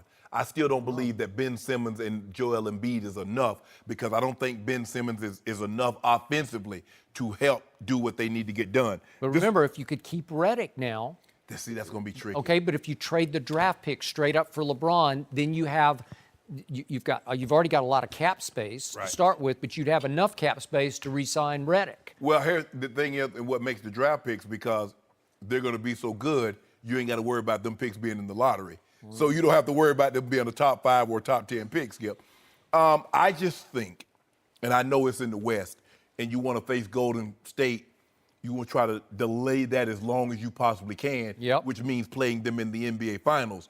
But I just believe with Coach Popovich manning the sidelines, Kawhi coming back healthy, and LaMarcus Aldridge and LeBron, I believe that they present the best chance for LeBron to win right now because he is not about a process. He's not about the future. No. He's about right now. And I believe right now they present the best opportunity. I'll throw out one other thing for you. I'm not reporting this. I'm just speculating off the top of my head, but I'm going to remind you, Greg Popovich, before he became head coach of the Spurs, was the GM of the Spurs.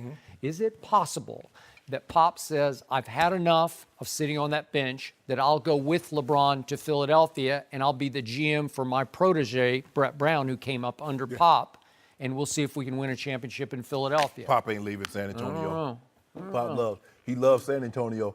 I love LeBron in Boston. I think that's the second, for me, Skip, that would be the second best option. But can you keep Al Horford? Can you keep Jason Tatum? That's going to be, Jaylen Brown, I would hate to give Jaylen Brown up. But the choice between LeBron James and Jaylen Brown, I think it's a no-brainer. Move Kyrie, if you could move Kyrie, because I'm not going to trust Kyrie. Kyrie like, oh, yeah, I can play with LeBron. No, you already tried to move, so we're going to go ahead and give you your wish. We're going to move you along. And maybe they can, Chris Broussard is like, what if they could trade him for Dame Lillard? Well, okay, you can. You get a 3-team, 4 teams involved, and you end up getting what you want. Kyrie gets to go to the Knicks. Because I just think, for me, Portland needs to break that up, Skip. They've reached their ceiling. I love Dame. I love CJ, Nurkic. But, Skip, they're not going anywhere. They're not. I would agree with that. So to your Boston point, if LeBron goes to Boston, he better start looking over his shoulder at Philadelphia because they're coming. No, Boston did not come. Coming to do what? Coming to unseat Boston. They are. They should have beaten them this year. They're just too raw. Remember, Ben Simmons just turned 22 years of age. You do realize they didn't beat them last year, minus LeBron. You actually think they can beat them with LeBron? In year 16, playing no defense, I think they could. Giving folk the business. That's why we got Jason Tatum and Al Horford and Rozier. Yeah. Maybe LeBron could be sixth man on that team. Will the Cowboys trade for Earl Thomas? We'll discuss that next. You've been in my stash. No mercy. Time for our final topic of the day. Earl Thomas announced on Twitter yesterday that he will not attend minicamp until his contract situation is resolved. He's in the final year of his deal and said he wants to remain a Seahawk for the rest of his career. So, Shannon, the Cowboys need a safety. What are the chances they trade for Earl? Well, he's the premier safety. He's not just a safety. He's the premier free safety in all of football. I believe they should be willing to give up a second or third round pick because the question you have to ask yourself, who could we select in the second or the third round that's going to give us the production that Earl Thomas will, say, for the next 3 years? Now, hey, they might go in there and find the next Earl Thomas. But based on their drafting history, I highly doubt that, Skip Bayless. They offered their third just ahead of this last draft. And with that third pick, because Seattle refused, they took Michael Gallup.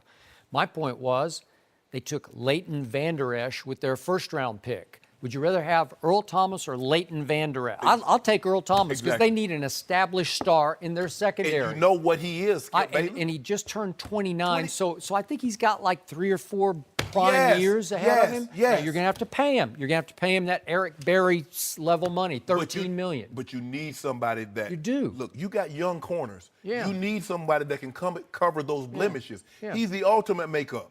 So he'll be able to make up. And isn't his former DB coach is in Dallas now? Chris Richard. So it's a perfect fit. And plus, remember he ran after Jason Garrett up the tunnel and said, "Hey, bring me home," because he's from Texas. No mercy. Thanks for listening to the Undisputed Podcast. I'm Joy Taylor. We're back again tomorrow morning at 9:30 Eastern. We'll see you then. Fox Sports. One of one.